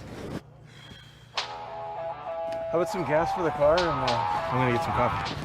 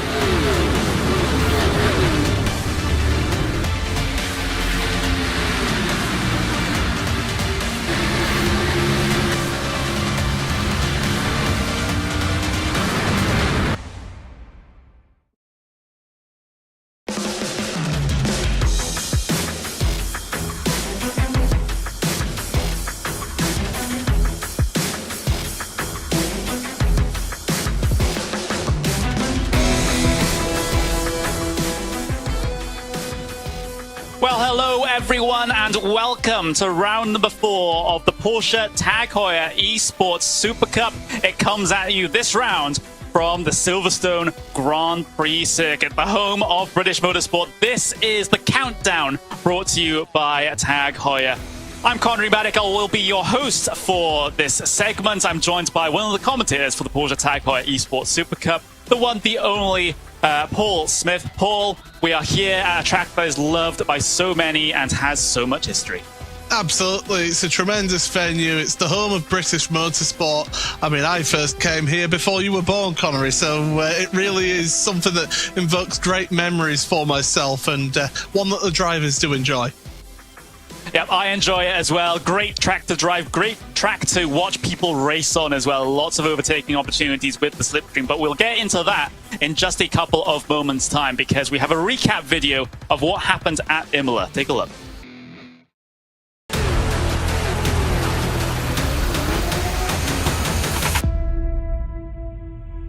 Well, hello everyone, and welcome here at Imola.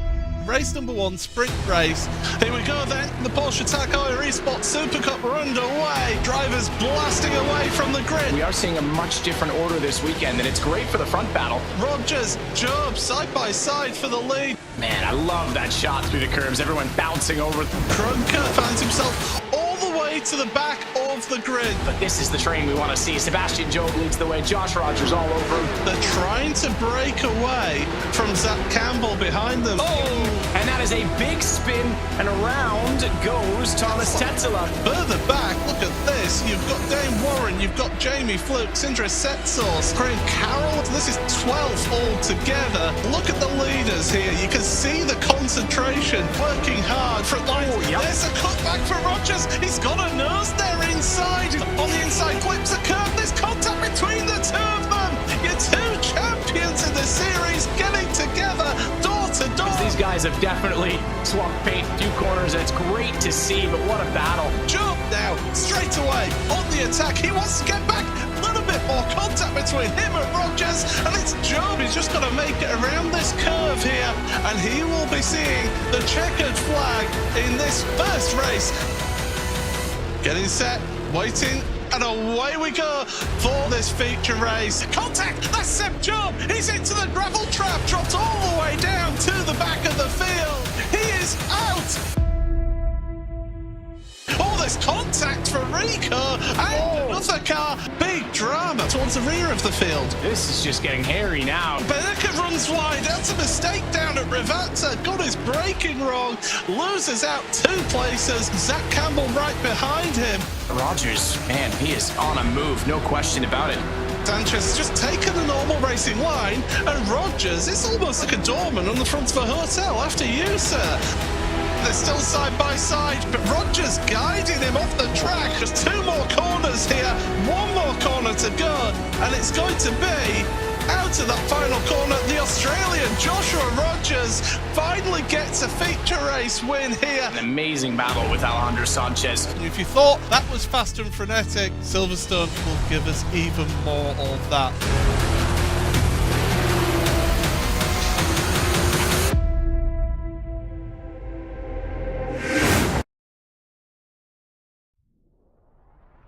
Well, we had some absolutely enthralling action at Imola for the last round of the championship, but, well, the previous round of the championship, excuse me. Sebastian Job, though, having a very poor main race means that he loses a ton of points to Joshua Rogers in the championship. But before we get to that, we actually had a sit-down with one of the drivers that's second place in the championship right now. That is Mitchell de Jong, and he, of course, races here in the Porsche Tag Heuer Esports Supercup. He's racing the Rallycross World Championship on iRacing, and he also has now qualified for the eNASCAR Coca-Cola Series. Let's take a look.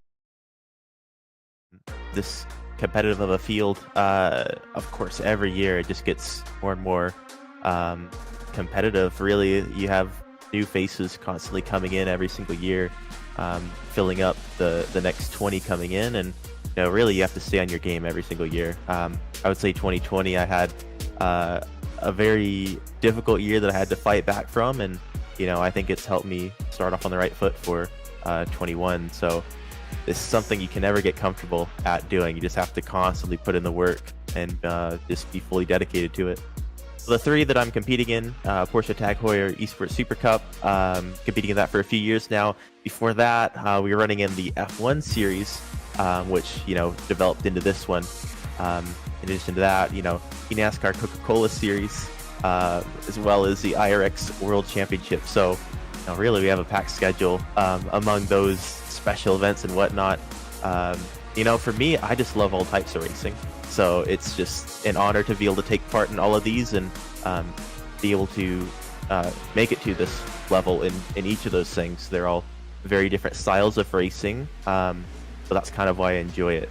So the time that it takes to run at the top level of all these different things is immense, and you really need to be dedicated, self-disciplined, and be ready to work hard, because it's very cutthroat. There's always someone ready to take your spot, so you need to be on your game to defend your position in the series. As the schedules start to overlap here pretty soon, it's going to be very difficult. I've kind of been thinking about it for a while now, of how I need to separate my schedules, my days, into practicing for each things. This last year I had to fully qualify into the whole eNASCAR Coca-Cola series. That was a very long process through Road to Pro and the Pro series, and it definitely shows that it does take away performance from other things. So you just need to be very on top of being very efficient with practice, planning your days accordingly, because really you need as much time in each as you can. So it's going to be much of the same case with this one. Just trying to put it all together, plan my days wisely, and hopefully it's enough to run at the top level of both.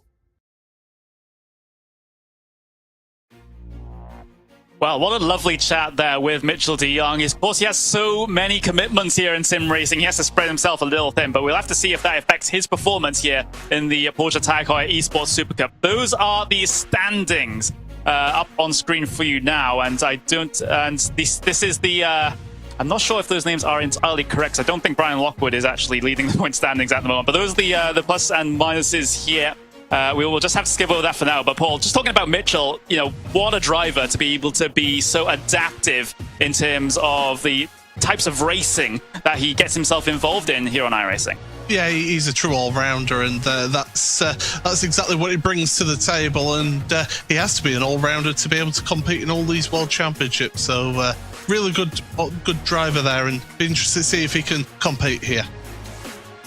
Yeah, absolutely. So we'll have a look at the track map now.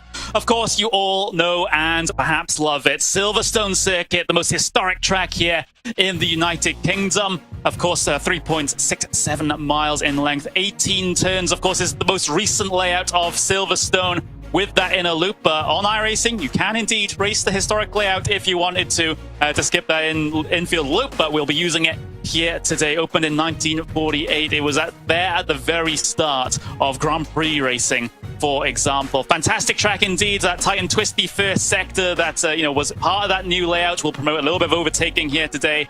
But the name of the game here, though, is going to be the slipstream, both down the Wellington Straight and the Hangar Straight, down in towards Brooklands and down in towards Stowe, respectively, for those two straights. So a lot of action potential here at the circuit, Paul.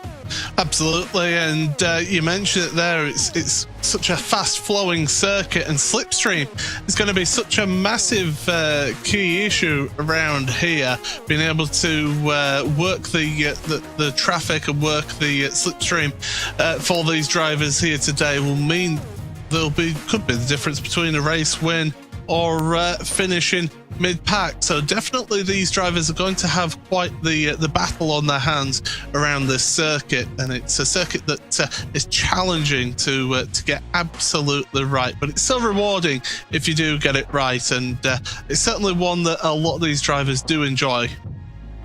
Yeah, it absolutely is, and I get the feeling that we'll see a lot of slipstream shenanigans going on here. Perhaps not as much as we would see at Le Mans, for example, which is a track a little bit later on in the season. But we had a similar sort of situation here at Interlagos, where drivers are able to keep themselves close together. They're able to get that draft out of the final couple of corners to make passes happen down in towards the CRS. So this was round number 1 of the championship that you're seeing right now. We'll get to see a similar case here at Silverstone, so you might even see a couple of names start to climb through the field. If they're in the right place at the right time and able to get those slingshot passes done, they can make some very, very good progress. Draft, the great equalizer as always.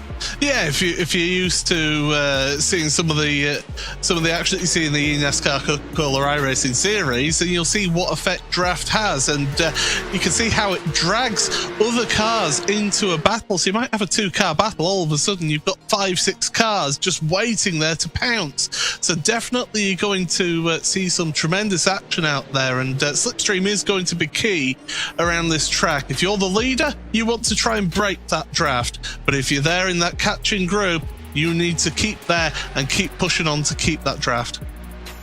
Yeah, it's just about being in the right place at the right time and making those sorts of calculated moves. Where can I get a clear pass here? You know, I can't afford to get held up by going side by side through multiple corners. That'll just make me lose the draft of the cars ahead. I'm having to fight with all these guys behind as well. It's not the ideal situation. So they need the passes to be done here need to be very, very quick and very, very clean. But let's have a little look at the highlights from the All-Star event that we had just a couple of moments ago. Fantastic action here in the Cayman GT4 cars, the 718s here. It's just brilliant stuff. And I got to say, some of these All-Stars are kind of showing how the professional sim racing drivers, how to put on some good racecraft. Yeah, I was sat back watching this, listening to you and Matt on commentary, and it was tremendous action.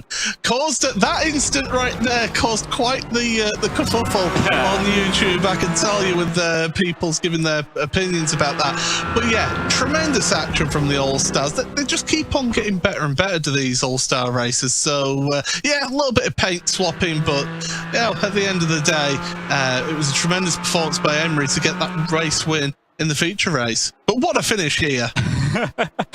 4 wide, then 2x2, bumping and banging on each other, coming across the start-finish line, and my word, what a shot. Shout out to the production crew there for putting together these highlight videos and some of the fancy new cameras that we get to play around with as well. It's brilliant to see and adds another element to the racing that we see here today. But yeah, we're sort of kind of primed and ready to get qualifying started in just a couple of moments here. But, you know, going back to the order as it stands, you got Joshua Rogers on 198 points at the very front of the field.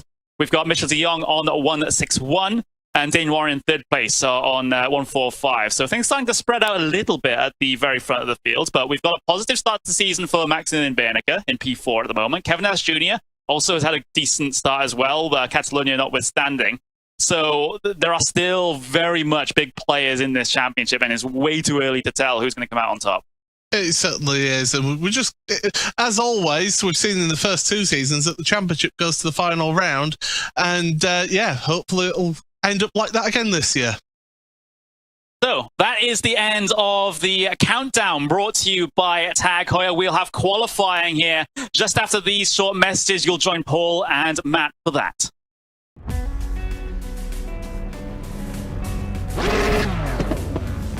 "40 of the best sim racers. $200,000 on the line. Who will rise to the challenge?"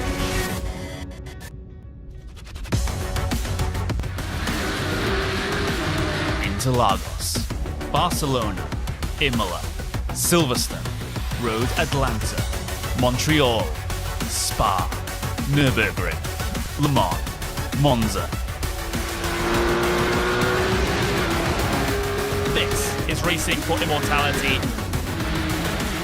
This is esports personified. This is the Porsche Tag Heuer Esports Supercup.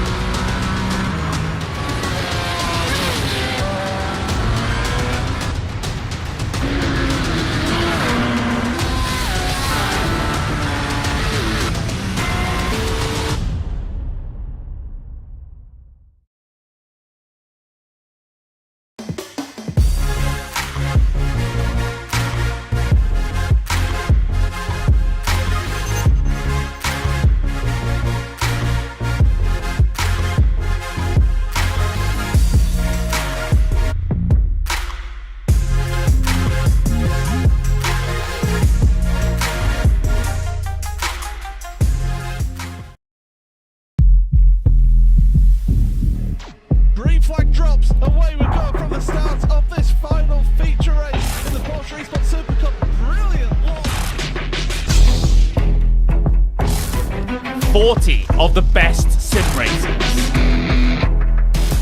$200,000 on the line. Who will rise to the challenge?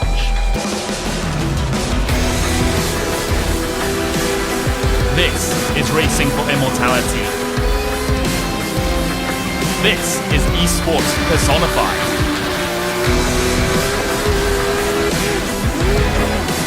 This is the Porsche Heuer Esports Supercup.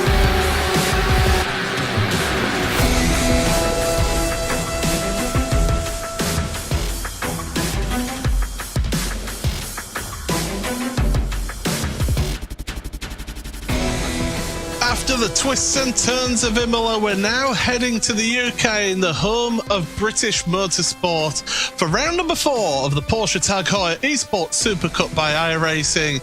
And we're here at Silverstone, and what a tremendous venue we've got here. Paul Smith alongside me is Matt Trivett, as always, here on the Porsche Heuer Esports Supercup. But Matt, I mean, Silverstone, we saw in that all-star race how exciting and close the action could be. What happens when you get 40 pro racers on there? It's not quite as fun in games and more serious and competitive, I think. This is going to be a pretty nuts battle. A little more drafting going on in the Cup cars. Heck of a lot more speed. Something like, I think, 15 seconds a lap faster around this circuit than the Cayman, which is a very fast car in its own right. And we've got 6 drivers in this field, if I'm not mistaken, that also take part in the Super Cup, the British version of this on iRacing. Yep. They've got their own championship going on this year with Porsche as well. So they've already had a race at Silverstone. So there's a chance that we'll see some of those guys maybe already having some setup advantage. They wouldn't have to work quite as much to get the car dialed in this week. Lots to look forward to. Certainly a track that we've been to many times in this championship before, and a championship battle that is heating up. Josh Rogers back in the lead, teammate Mitchell de Jong just behind, as well as Dane Warren, who continues to climb back up after a bit of a turbulent second round, but then all the way through, it's pretty close. Alejandro Sanchez as well doing well to battle back. Sebastian Job, though, Paul, defending champion, he's kind of had a mare to start the season. First feature race at Interlagos had a disconnect issue due to technical problems, and then last time out he won the sprint, but was unfortunately had a first lap incident at Imola in the feature race, so he's got some work to do. And you see that number to the right as well, the plus minus. That's how far away they are from the relegation spot, because of course only the top 20 automatically qualify for next season's championship. So that's something that we'll start paying attention to as we go through the championship towards the end of the season. But yeah, Sebastian Job, he has got a task and a half on to try and retain his championship here. But of course, I said we are at Silverstone. It is the home of British motorsport, and it is a tremendous venue. Had an update to it in the mid-2010s and brought in that infield section. A lot of people are not the biggest fan of it, but as we'll see on the track map here, that infield section though does give you some extra overtaking opportunities here, Matt. Yeah, it doesn't have the same flow to me that the old sort of Brooklyn section had when you kind of twisted and turned. You carried such great speed through the S's up the hill, which was a small hill, but a hill nonetheless. Now it's actually got some slower speed corners, but it does open up that Wellington straight, and it gives you a bit of a setup to really need the drive out of the loop. And if you get that wrong, which is an attacking position as well, and you can be pushed off your line, it does create some opportunities to now get into the new Brooklyn's corner and into left field. So you're right, it does open that up a little bit. I want to note as well, yes, it's the flattest circuit we've been to, but it does have some incredibly high-speed corners. Meggett's, Beckett's, Chapel are so good. And there's 85 points if you had a perfect weekend on offer. Job is 89 back, so he's a full weekend behind. And that also, 85 points doesn't mean you're going to close that 89-point gap, because you need Rogers to have a bad weekend as well. But it's possible. Connery, as you've certainly been watching this championship as well. Yeah, absolutely. And of course, these guys, getting the first qualifying laps underway right now. It's, qualifying is going to be relatively important here, but maybe not as important as it would be at some other circuits where it's a little bit trickier to overtake. So I don't think the qualifying is going to be the be-all and end-all for this particular event. It's, like I said in the pre-show, it's going to be more this sort of strategic, picking the places where to pass and picking the right time as well is the important thing. that's going to win someone one of these races. So it's going to be interesting to see the sorts of strategic moves. Of course, it's the only strategy that we get here in the Porsche Heuer Esports Supercup due to us not having any pit stops. But it's going to be a very intriguing race for that reason. Certainly, and don't forget that there are points available to the top 5 in qualifying here as well. So championship points available here, and that could be really important for them here. Connor, will just give you some final words here, because they can make the difference between winning the championship and losing the championship. Yeah, absolutely. When it comes down to it, if there's a couple of points, in the balance coming towards the final round of the season at Monza, then you're going to be hoping and praying you would have gotten a couple more points in qualifying earlier on in the season, for example. So it might not matter so much now in terms of the points, but again, it's all about hindsight is 2020. Once you get to the final couple of rounds of the season, it's just like, I wish I did a little bit better in this session, or I wish I did a little bit better in that session, just to gain those extra points and take the pressure off coming into the final round. Well, thank you very much, Connery. We'll be hearing from you throughout this broadcast, but we have got action out there on track, drivers out on their qualifying laps, and here's Ricardo Rico, who was involved in one of those incidents that we saw in that recap of Imola down into the final turns, and he's one of the rookies here, Matt. He'll be looking to try and get his season started, because it's been a bit spluttering stop-start for him.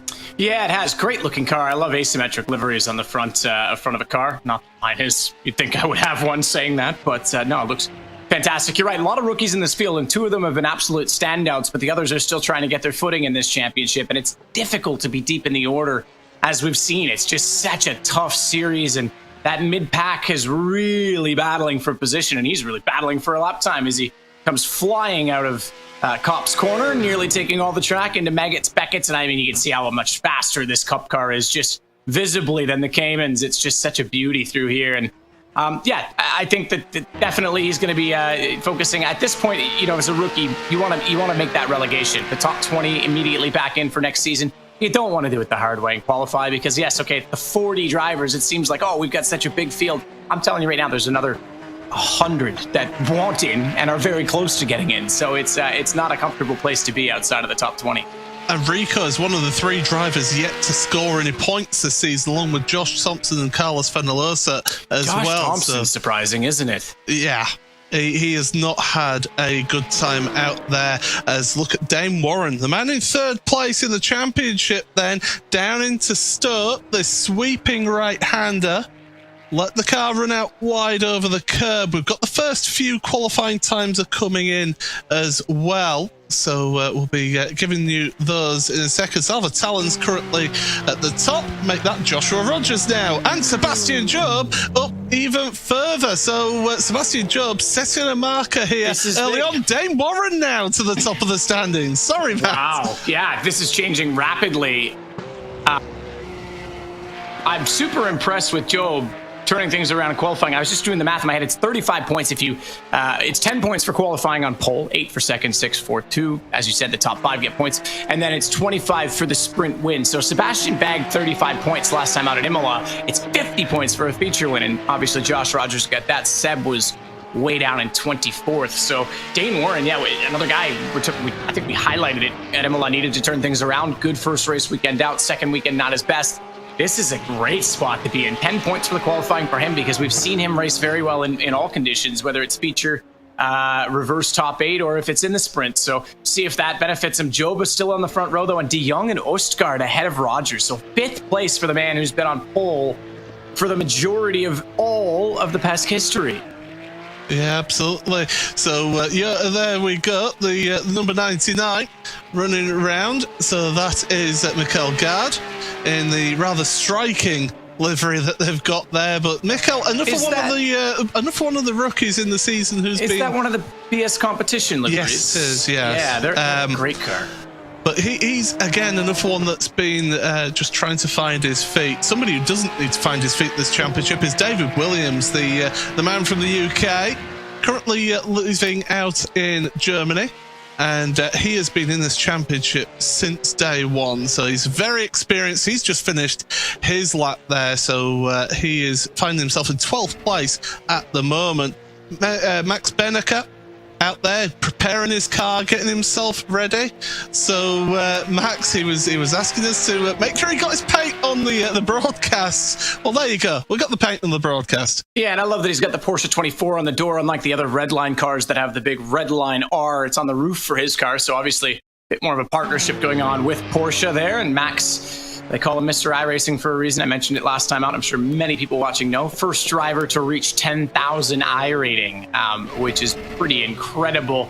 As Martin Kronka also showing off the livery. This is a car we've seen near the front, but not quite getting the final result. I think he wants to get up on the podium a few more times this year, but he's certainly been in the battle. Same with the VRS cars. All the red cars, we've made this joke a lot, are always near the front, aren't they, Paul? Yeah, they're always sort of there or thereabouts. As well, that was Ricardo Castroledo just finishing a lap there for him. Not the best qualifying for him so far in 25th. And well, everybody's getting themselves ready, prepared for their final assault on qualifying. Of course, with qualifying here, you only get to the zero on the clock. I didn't even realize. I love that they're showing them off, because I didn't even realize there was a little bit of a fox on the front of Matikai de Soya's car. He's been in a few different liveries this year, but now that he's finally in a stable full time, that'll be his for the rest of the year. I think that's a phenomenal color combination, actually. This isn't one you see. I love something that's a little different. And that's man, I feel like we're having a little fashion show, like we're showing off the liveries. We've got the Lego livery of Mac Backham. Like, well, I don't know. Maybe people need to start saying in chat, like, what's their favorite livery this season? I'm thinking Matikai de Soya might take it for me. I think we need to get like a Twitter sort of World Cup poll going to see who's got the best livery in the Porsche Heuer Esports Supercup. Make it a bit of a competition, not just out there on track, but also with the designers as well. Here's Alexander Walters then, was from the Dominican Republic, so he's representing his country there, lone representative from the Dominican Republic. So great to have this international influx throughout this championship. And Alexander working his way through Maggots, Beckett's, through Chapel onto the hangers straight, currently in qualifying 26th, so needs to just move forward just that little bit. I could tell you that first, all the way down to nearly the back of the field, 36, covered by 1 second. Absolutely. And if I'm not mistaken, in the British version of this championship, again, the Porsche Esports Supercup, I think they call it Supercup, but the Great British Championship they have on iRacing now as well. I think it was Kevin Ellis Jr. that actually was top honors in that race at Silverstone. So to see him well down the order right now, sitting in 16th place, is just remarkable how much skill there is among the world-class drivers in this Tag Heuer series. So yeah, pretty impressive. Sebastian sitting second. He was also, I think, on the front row at Silverstone for their respective race. So as we jump on board with Alejandro Sanchez, who's another driver, again, kind of making up for lost ground when he and Josh Rogers, or rather, I guess Josh Rogers got into him in Interlagos. Greg Carroll moving up the order into 6th place in qualifying. Alejandro Sanchez trying to get a final qualifying time in. Mitchell de Jong to the top of the standings by 2/1000ths of a second. Well, we do a feature about him before this race, and he goes and provisionally sticks it on pole position. What can Alejandro Sanchez do here? We've got 1 minute and 10 seconds remaining of qualifying. Be careful of that curb on the inside of the exit of Club Corner. Run out across the line, and Sanchez, well, still in 17th, does not improve, so he's not had a good time out there. Rest of your field are going to be setting their final laps. Jeff Giassi there just crossing the line, improving his time but not his position. And here's Jeremy Bootler, one of the 3 drivers who have won a race in this championship around this circuit. So he won the sprint race last year. He's finding himself, or Jeremy's finding himself in 13th at the moment. And there's Max Benneker. He's busy, it looks like he's just talking to his engineer there rather than getting a lap time in. Yeah, it might even be Dom Johannesberg, as I call him, who's one of the head guys at Redline. Might be giving him a bit of a pep talk.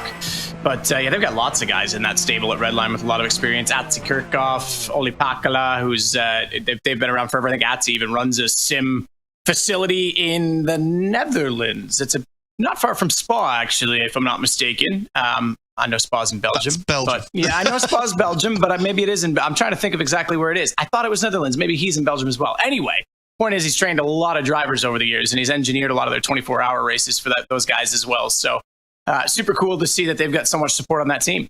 So it's De Jong and Warren sharing the front row with Job and Erstgaard second row. Charlie Collins and Josh Rogers third row of the grid. Rogers missing out on points from qualifying. Then Carroll and Talons with Backham and Holtzman on row 5. Row 6 for Benneker with Kevin Ellis Jr. Bootloop and Fluke, Hart and Williams, Sanchez and Campbell. And row number 10, Giassi and Tiba. Casabon, Setsos, Guyven and Kaidasoya. We'll see the rest of your grid run through here. Tetela is one of those down on row number 13. Jack Sedgwick on row 15 will be disappointed with his qualifying there. Further down, Krunkas, row 16 for Martin. Josh Thompson trying desperately to get some points in his championship.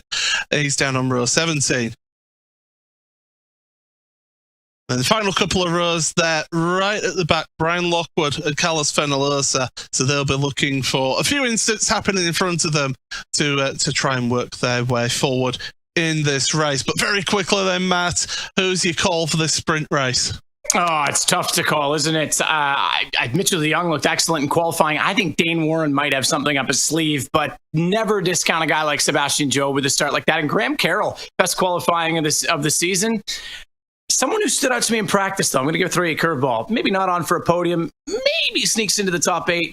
In practice, Patrick Holzman was setting the pace. He didn't quite get it together in qualifying. So see maybe if he has something to say once we get on track with the action. Well, here we go then. The drivers all set for the sprint race here in the Porsche Heuer Esports Supercup. Green flag in the air. Away we go then. In towards turn number 1. 7 laps of racing. And it's De Jong away at the front ahead of Warren. Rest of your field are going to come flying through Farm Curve into Village. And there's Job looking to make some moves. Side-by-side contact between him and Warren. And well, Erstgaard is trying to push his way through. There's a big accident further back. We were afraid something like that could happen. We're staying green flag racing. Job out onto the grass. There's a car on its side. It's Ricardo Rico's on his side. Rest of the field running through to Brooklands for the first time. And it is the 77 of Bootloop and Campbell battling together along with Max Benneker, Kevin Ellis Jr., Graham Carroll and Josh Rogers side by side out of Luffield. That is an insane first couple of corners. Unfortunately for Rico, car on his side. I don't know if he's going to be able to continue, and we just talked about him needing a result, so he was in the mid-pack. That's where it always gets rough, the Constantina effect. Sebastian cannot afford contact early in races. It's cost him last time out. And you could see coming out onto Wellington Straight, he took avoiding action, went wide. He knows he has to keep it clean. And now we've got Graham Carroll on the back of the attack right now, all over Joshy Rogers. If, again, not a team championship, but if teams come into play, Graham needs to keep Josh as busy as possible and allow Sebastian to get on the attack for the front.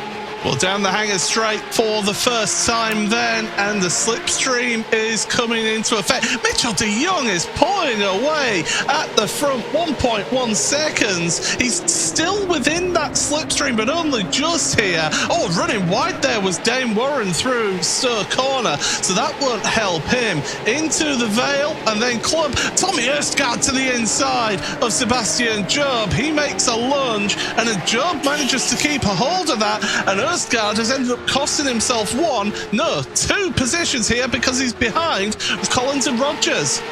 Graham's going to try and take advantage of that now, too, as they draft down toward Cops. It's a tough place to make it stick. They're both going to hold it on track, very well held. But that gives Max back on the run now as they try to desperately jostle for position. Hard on the brakes as they go into Village, so they were coming through Abbey, not Cops. But that's an insane first lap, and still it's not done settling down. And this is PESC at its finest. This is what we expect when you've got this much talent and so many cars on track. Patrick Holtzman, the German, trying to get get involved in this battle as well. In 9th place at the moment behind Matt Backham in that Lego car, but Graham Carroll to the inside of Brooklands of Erstgaard. There's locked tyres in front of them as well. And in fact, that's Josh Rogers making a move in front of them on his compatriot Charlie Collins. So Collins dropping down to 5th place, Rogers up to 4th. It's De Jong, Warren, Job, Rogers, Collins, Carroll, Erstgaard, Backham, Holtzman and Ellis Jr. rounding out the top 10. Max Benneker just outside that top 10 at the moment. And the rest of your field, I mean, we've got one driver out, which is Rico. He has had to retire from this opening race. Disaster for him. Another one that got caught up in all of that, Alejandro Sanchez. I think that's what kicked it off. I think he got tapped into a spin at Village, and that just made it very awkward. And that kicked the whole incident off. But again, you want to talk about rear gunners. You've got Josh Rogers getting by Charlie Collins. They've been running so well together. And now Graham, he's trying to pursue that again. But it's Sebastian that's right in front. This is really a battle that you got to think. And yeah, here we go. We're going to look. Okay, so it wasn't quite at Village. This is now heading into the loop. But they're getting stacked. And misjudged the braking. And that put him on the back foot. And then, unfortunately, he turns into a car that wouldn't have been there had he got the braking right to begin with. And that's just, we're bumper cars at the fair now. Yeah, Dan Beats was involved in that. I think Salva Talons was actually in front that had spun as well. So the two Spanish drivers getting spun around there at the loop. So drama for them on lap 1. But here we are then through Farm in a line at the moment. Not really making any moves, but we're on board with Patrick Holtzman here. On the roof, there's a little bit of damage to the front of his car, but it won't be affecting him too much here. So he's fine. He's in that slipstream. He's trying to work his way forward here because, of course, 8th place that Backham is in right now, that is pole position for the feature race. We're only on lap 3 of 7 here, Matt, but already drivers trying to get that prime position for the feature. Oh, absolutely. You've got a lot more to lose at the front, but I'm not sure it's that conservative. I think it's battle on. I think with Sebastian knowing he needs every single point possible, look for him to be as aggressive as he can for the rest of this championship. And this is the man I highlighted. It didn't necessarily get the best of qualifying start at 10th position. It's still a great starting position, but was looking much better than that in practice. And we can see him already making up one spot in the race. Patrick Holzman now drafting Mac Backham, but this is a train. And again, compared to the All-Star race, if you joined us for that earlier, these Cup cars versus the Caymans are going to punch a much bigger hole, and doing so much quicker is going to leave more room for drafting behind.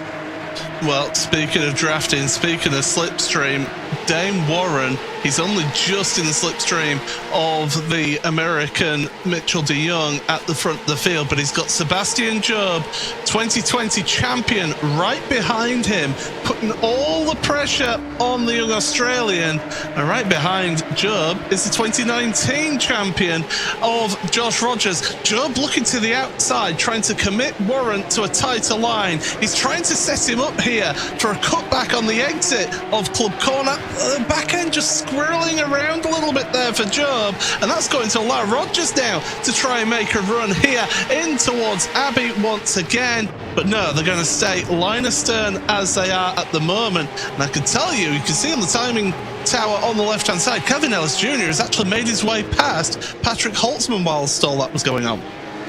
Yeah, so Halsey going back down a position rather than move forward as we look at Sebastian Job again trying to get up the inside. It's not quite going to pay off this time as Dane Warren still holds on to the position. It's not done there either. And this for Sebastian is difficult because it's Josh Rogers, obviously, that he's thinking of. It's the two defending champions, 2020 and 2019, respectively. And Sebastian knows he's the one that needs to make gains. Josh can just sit there and smile, and he's all over him. It's a fractional gain. Whereas Sebastian, if I'm him, I don't care where Josh is. Forget that he's the one in the mirror. Keep being aggressive, because if you start thinking, well, I can't get aggressive because I give away points to the guy behind me, you're not going to get anywhere with it. So Seb's got to be on the attack here rather than on the defense. Yeah, he's going defensive. Rogers to the inside of Cops. That's going to be a brave move. You can make it side by side through there. There's plenty of runoff. And yeah, Sebastian just keeps it ahead of Josh. You can see both of them very emotionless, just focused on their task at hand. And Job really working hard to keep himself in third place. And that's just allowing Dane Warren to pull away just a little bit. That takes the pressure off him in second place. Job full on in defensive mode right now. Rogers can't relax though, because De Jong, who's second in the championship, is there in first place as Job locks up the inside tire, and that's allowed Rogers and possibly even Collins to go through. No, Collins drops back.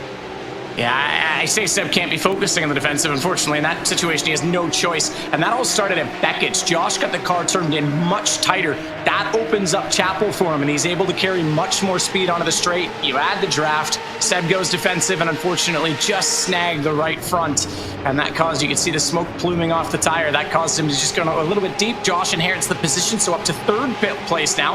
I say a bad qualifying. What was he, still fifth or sixth? But normally see him in first every single qualifying session, and yet he's still making up for it. So we're used to seeing him battle through as it was last year in this championship. You qualify in the pole, you start 8th in this sprint race. He's used to this situation, and he's showing us exactly why now. And we'll look back at the replay of the battle a bit deeper. This was off the start with a few people in left field, excuse me. Oh, and that's big contact. That's a problem. And a half, I think, was it Ellis Jr. that went into the wall? Kazabal, and also that would have been, was that Zach Campbell?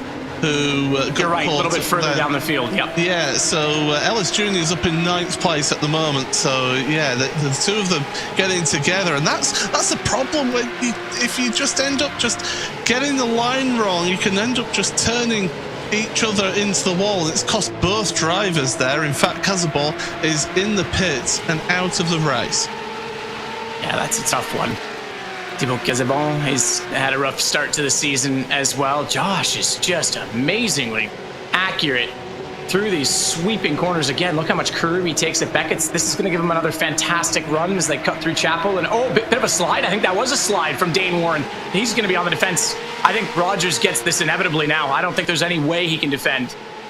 As they go down to start, and Rogers to the inside. Very little, as you say, that Dane can do there, and he's dropped down to 3rd place. We're going to battle for 17th as well. Alexander Walters, and look at the queue of cars behind Alexander there. Down the hangar straight then, you have got Walters, Kaidasoya, Sarika, Pinto, Sedgwick, Gade, Lafuente, Talons, Giassi. They're all in this queue behind Walters, and Walters is doing a fantastic job in 17th right now, and in fact he's slightly pulling away here from Kaidasoya.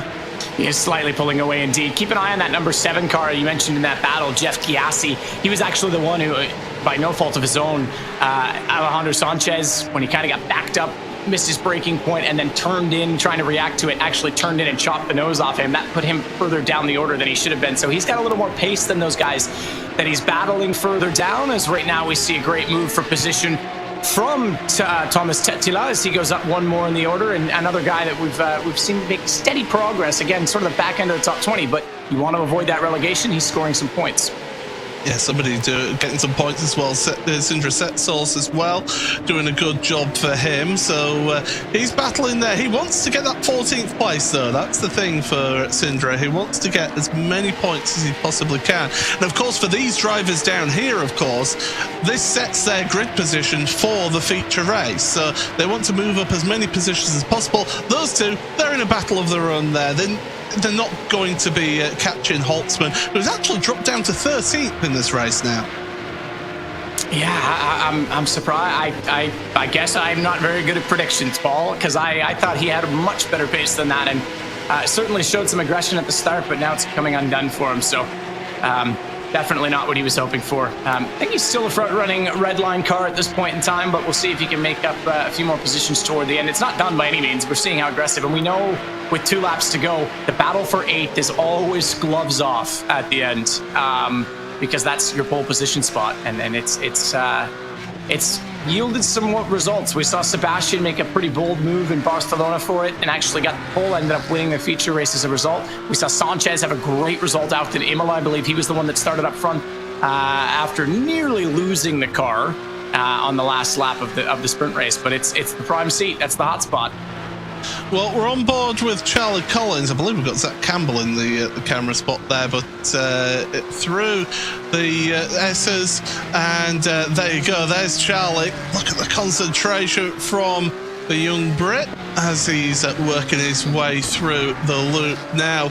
Through Aintree, carry the speed. De Jong and Rogers have got a little bit closer together, so Rogers is charging down De Jong here. This is the final lap of the sprint race here in the Porsche Tag Heuer Esports Supercup.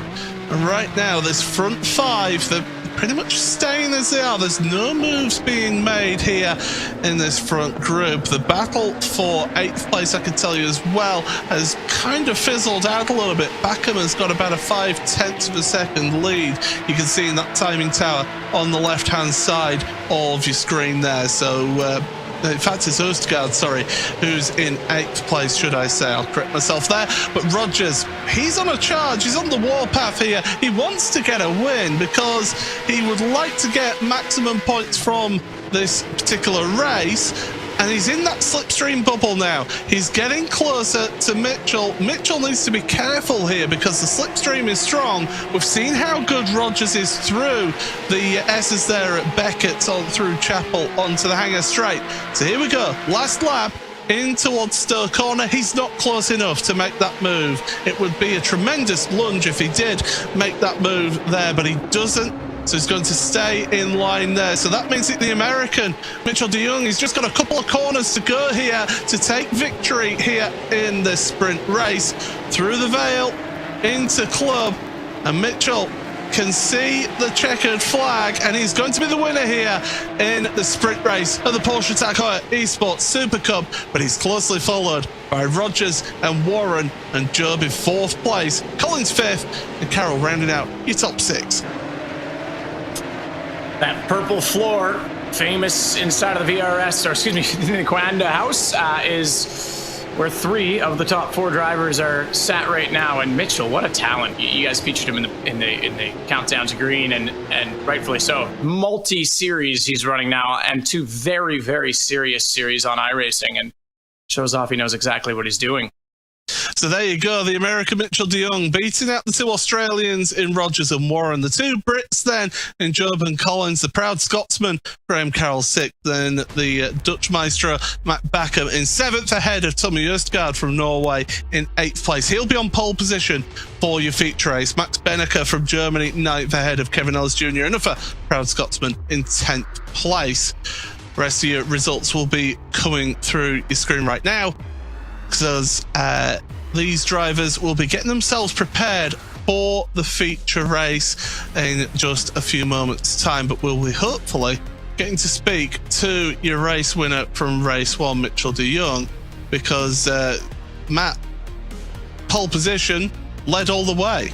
Yeah, absolutely. Phenomenal performance. 35 points already in the bag. Again, 85 points is your maximum score for the weekend. So there's 50 left in the feature. He'll start on 8th, but you don't rule him out of it. Super smooth, super consistent, very similar driving style to Josh Rogers, actually, as they raced the 24-hour of Daytona together in an LMP2 car. So they would be working incredibly well, and a 1-2 for them again. Josh getting a great haul of points. Will start 7th, but that was an incredible start to the race, I think, Paul, but it really did settle into quite a nice rhythm toward the end. Yeah, they certainly did. The rest of your results there, Sanchez down in 31st, Zach Campbell 32nd as well. Those are 2 drivers that will be extremely disappointed with those results. Of course, Rico was one of those who did not finish the race as well. So not the best of times out there for them there in that opening race of the evening here. Of course, this is the Porsche Tag Heuer Esports Supercup by iRacing, and Matt, you've got the race winner. I do indeed, Mitchell de Jong. You certainly, I think, been busy practicing for the Coke Series as well as the Porsche Esports Tag Heuer Supercup, and another win for you in the bag. This is going to be quite a showdown for you in the championship. Yeah, this is crazy. Kind of like right before qualifying started, kind of found a little something in qualifying, and honestly didn't really hook the lap up, but still just kind of got full. This is my first full in the series, I think. One won the sprint race. I think there was some battling behind that gave me a nice buffer through the whole thing. So, man, I'm stoked. It's a lot of points. Isn't Josh supposed to do a cartwheel behind you right now? Oh, that's right. Oh, well, you know, we didn't really talk about that. I guess I could always ask him again, but I think we were more talking about the feature, but I think we have a little more work to do to that. It's fine. Well, okay, I tell you what, if that happens in the future, I definitely want to see it. If not, just make it up to me, post it on Twitter. I'll accept it. What's the plan now? Because obviously he starts 7th. We know there's some fast guys. Josh just came through the order quite well from his start position, but I don't think it's going to be quite as easy with guys like Sebastian looking for points. What's the plan? For sure. You know, it's a longer race, so you need to kind of take care of your tires a little bit here. Car can get quite dicey long run, so you know, just have to pick your way through wisely. Don't get damaged. Take care of the tires, and you know, ultimately, you just have to, you know, get lucky through some situations. So we're gonna give it our all. Draft is quite big here, as you guys have seen, so anything's possible. I know you're really good at dodging things in Beat Saber, so hopefully it's just as easy on the track. I've seen it, Mitch. Pretty impressive as well. Good luck in the future. We're going to get ready for things, Paul, because this is about to get pretty intense. I think Silverstone, nice wide circuit, but 3 wide doesn't always work when everyone's this competitive. Yeah, absolutely. Well, we'll see what happens in just a few moments. Stick around because the feature race of the Porsche Heuer Esports Supercup is coming up next.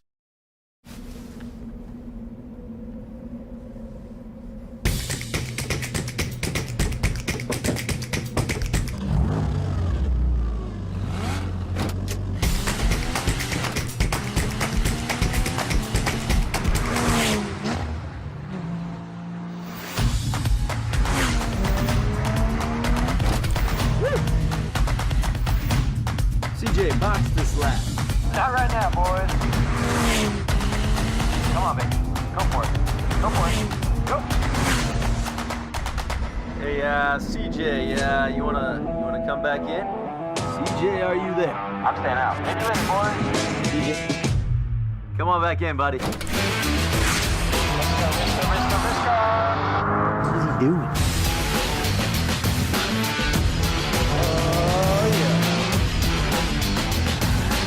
Oh, go.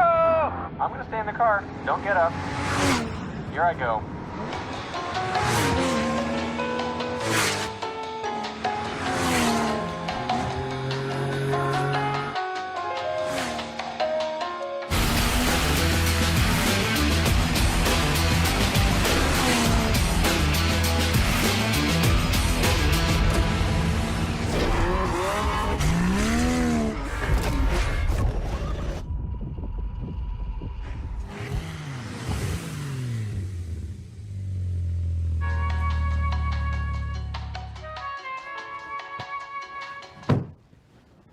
Hey guys. How about some gas for the car, and I'm gonna get some coffee.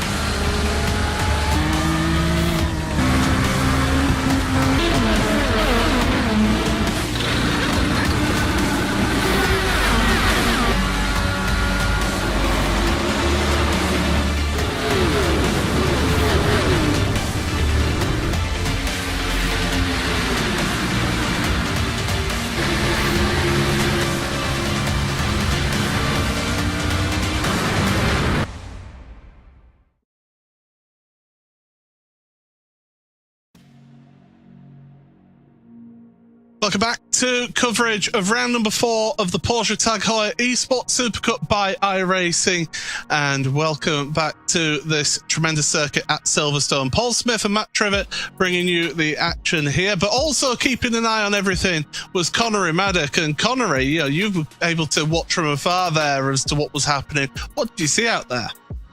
Well, a lot of animosity in and amongst the mid-pack, shall we say. Brian Lockwood, for example, was quite active on the radio saying that he's always getting shoved off the circuit. People aren't leaving him room. There's an example of one of those little close moments that he had coming onto the exit of the Stowe. Maybe not so much of a problem in that particular clip, but Lockwood seems to have really gotten on the bad end of a couple of moments here. And there's one of the dooring as well coming down the Hanger Straight, which is not very nice at all from whoever was on the driver's right-hand side there.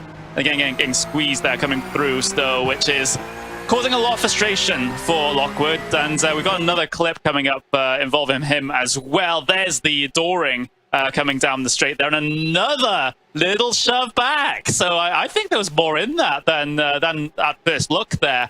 But a lot of drama happening there down in the mid-pack. And also we have some team radio perhaps from Sebastian Job, because he was involved in the fight for this couple of podium positions. And let's take a listen. Even defend it. Unbelievable. Joke. Yeah, so a lot of frustration coming out there from Seb. He had a couple of mistakes during that race as well, just some slight lockups here and there. And, when you have cars so close in front and behind, there's not a lot of room for error. So I think he was more kind of frustrated at himself rather than frustrated at anyone else. Yeah, that certainly sounded that way. But yeah, Matt, I mean, we saw in that first race how the slipstream was king, and we saw how keen, should I say, that those drivers were trying to keep in that slipstream in that Brian Lockwood incident. Yeah, poor Brian. I think he was boxed out a little bit there by Johan Art. And we didn't even see the rest of that because it looked like Johan then locked up going into Stowe and probably tapped him on the door again. So I can understand the frustration from Brian Lockwood, but we know, like, this series, you're deep in the order. Everyone's going to try and make up positions where you can, and everyone's so closely matched. Unfortunately, yeah, there's going to be a bit of tripping over each other and perhaps even forcing a few moves that aren't really on. So it's the nature of it. That wasn't the worst we've seen so far this season, so Brian gets away with it. But as you say, I mean, every point counts, certainly toward relegation, certainly toward climbing up the order and getting yourself a better start position for the feature. And it's an unfortunate situation where he loses a few in that. And that on those incidents. And Connery, we've got the inverted grid, of course, top 8 reversed. Very briefly, how will that affect things at the front? Well, it's going to mean that, of course, we get Tommy Østgaard up on pole position, and maybe Sebastian will have a little bit of a better time this time around because he doesn't have Dane Warren in front of him. That was kind of slowing him up a little bit, at least in my humble opinion. So he might have a little bit of a better time this time around. Let's just hope, though. I got a report. Mikael Gard put in the wrong setup for the sprint race, so let's hope he's got that sorted. Oh, dear. Yeah, so thank you very much, Connery. We'll be speaking to you later. But there's the grid then, and you can see that top 8 inverted. So Østgaard and Backham on the front row with Carroll and Collins on the second row of Job and Warren. And then the front two from the sprint race of Rogers and De Jong on row number 4. Rest of your grid as they finished in that one. But we're getting close to being all set for the start of the feature race. And you see the rest of the grid as it runs through the order there. So we're getting ready for the start of this one. And drivers keen to see the green flag. There they are for the feature race of the Porsche Tag Heuer Esports Supercup. Waiting for that green flag. The long hold here. And still waiting. There's the green flag. Away they go for the start of this feature race. 14 laps of Silverstone. And look at that pack of cars going through shot there. So it is Østgaard who gets a good start at the front in the lead of this one, ahead of Backham in second place. Graham Carroll third at the moment, with Charlie Collins battling with Sebastian Job. Job trying to get the jump here on Collins as they head into the loop for the first time. Hopefully no big incidents like we saw at the start of that sprint race, although there is a car round and there is a multiple accident again at the back of your field, and Max Benneker is one of those drivers that get caught up in all of that. And did I not see Rico get caught up in it as well? No, I think he might still be going, so he might have got through this time. I was going to say if he gets caught up in the same corner twice, he's going to hate this place for the rest of the time. But right now, the battle at the front continues. It's Østgaard that continues to lead off pole, back him just behind, and then it's the two Red Bulls of Graham Carroll, Sebastian Job, and a slight gap back to Charlie Collins, and then, of course, Joshy Rogers. So this is really line astern for what's becoming the rear gunners and the protagonists. But look at the two wide still further down in the order. Medicata Soya trying to move his way back up there. So too, I believe I saw, was Daniel Lafluente, who didn't have the greatest first race, but he's making a few spots after the contact further back in the field. You just got to avoid that. If you're further back, you had a bad first race, avoid those incidents. You're going to inherit positions at the start, and there's still an opportunity to get in the battle. I can tell you that Jack Sedgwick and Jeff Giassi are retired. They're back in the pits and they're out of this race, so not the best of starts for those two. Sebastian Job to the inside of the Scotsman, Graham Carroll down the inside into Sturt. That's third place now for Sebastian. There's no teammates in this championship. There's no team's championship. It's all about the individuals. But Job, decisive, down the inside to make that move. Yeah, and you know what? You're right. It's not a team's championship, but I'm not going to sit here and feed it that this isn't teammates. Absolutely. You're going to be counting on the fact that Sebastian is going to be working with Graham. Lights flashing. They know they're together in this, and there's a look at both of them. You can't kid me at all. Graham is the busiest man in sim racing. He's focusing on so many different championships, and he's told me straight up he should be in the top 8 in this championship. He's absolutely a top 8 driver, but right now the focus is to get Sebastian back to the front. So watch for Graham to be doing everything in his power to allow Seb to do that. But guess what? Not going to be given to him easy as Charlie Collins gives him the elbows, and Graham runs out wide. I think Sebastian is going to get a run up to second, but it's unfortunately Josh Rogers now ahead of Graham, and you can make damn sure the Scotsman's going to be furious about that.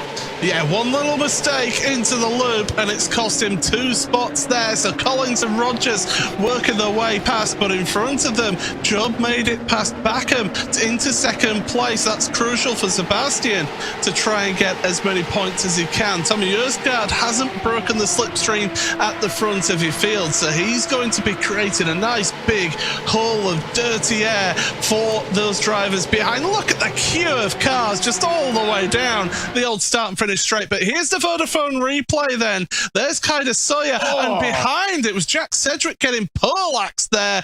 There's Kaida Sawyer getting spun around, and there's very little that he can do there because Giassi gets involved in that one. They go underneath each other, and for people who say that doesn't happen, I've seen clips of Porsche Cup cars landing on top of each other, so it does happen. I believe that was at Aragon Motor Speedway, if I'm not mistaken. So there we go. iRacing as realistic as real life there as we go through. So once again, lap 2. I gotta give a bit of sympathy to Jeff Giassi. He's certainly aggressive. He's new in this championship, newer I should say in this championship. He's definitely not wanting to get involved, and I've heard from a few drivers he's apologetic, but he's aggressive, and this time, not his fault. Gets chopped in the first race by Alejandro Sanchez, and that time he's left nowhere to go. So unfortunate weekend for him at Silverstone, but not really his own doing. Seb Job on a charge. Now is the question here, as he sets the fastest lap of the race so far, is he going to be working his tyres too hard too soon?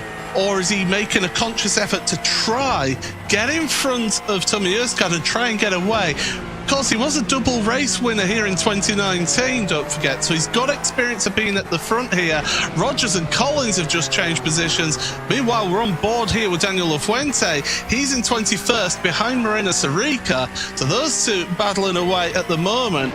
I can tell you, if you see the timing tower on the left-hand side, it's chopping and changing because Collins and Carroll, they're going side by side into Brooklands. Now Luffield, and Carroll has got the inside for Luffield. You can make that one work, and look who's trying to follow him through. Mitchell de Jong, your race 1 winner. Yeah, absolutely. Graham knows that you can hold the outside of Luffield as well. Gets a great drive off the corner. That's going to put him just ahead of Charlie Collins. And is he a nose ahead? Yes, he gets back on the racing line for Copps. And now he can go back on the attack toward Rogers. Rogers was always going to get by Collins. We've seen that all season long. Rogers now has to worry about Mac Backham in between he and Sebastian. But Tommy Østgaard has 1/10 to Sebastian, who actually did set the fastest lap in race 1. And we're only starting. This is lap 3 of 14. And look how tight they are through Meggetts, Beckett's, and Chapel. And Mitchell de Jong gives up a little bit in the midsection of that, but will have the best draft down the straight. Yeah, so we've got Slipstream at the front, we've got Slipstream side by side at the front as well. They send well in towards the Stir corner, and it's going to be Job to the head of your field. So Sebastian Job to the top of the standings. Østgaard second place because, well, no, they're not, because they're still side by side through club. They're still going to be side by side. Østgaard will just give a car's width of room. And, oh no, contact between the two of them.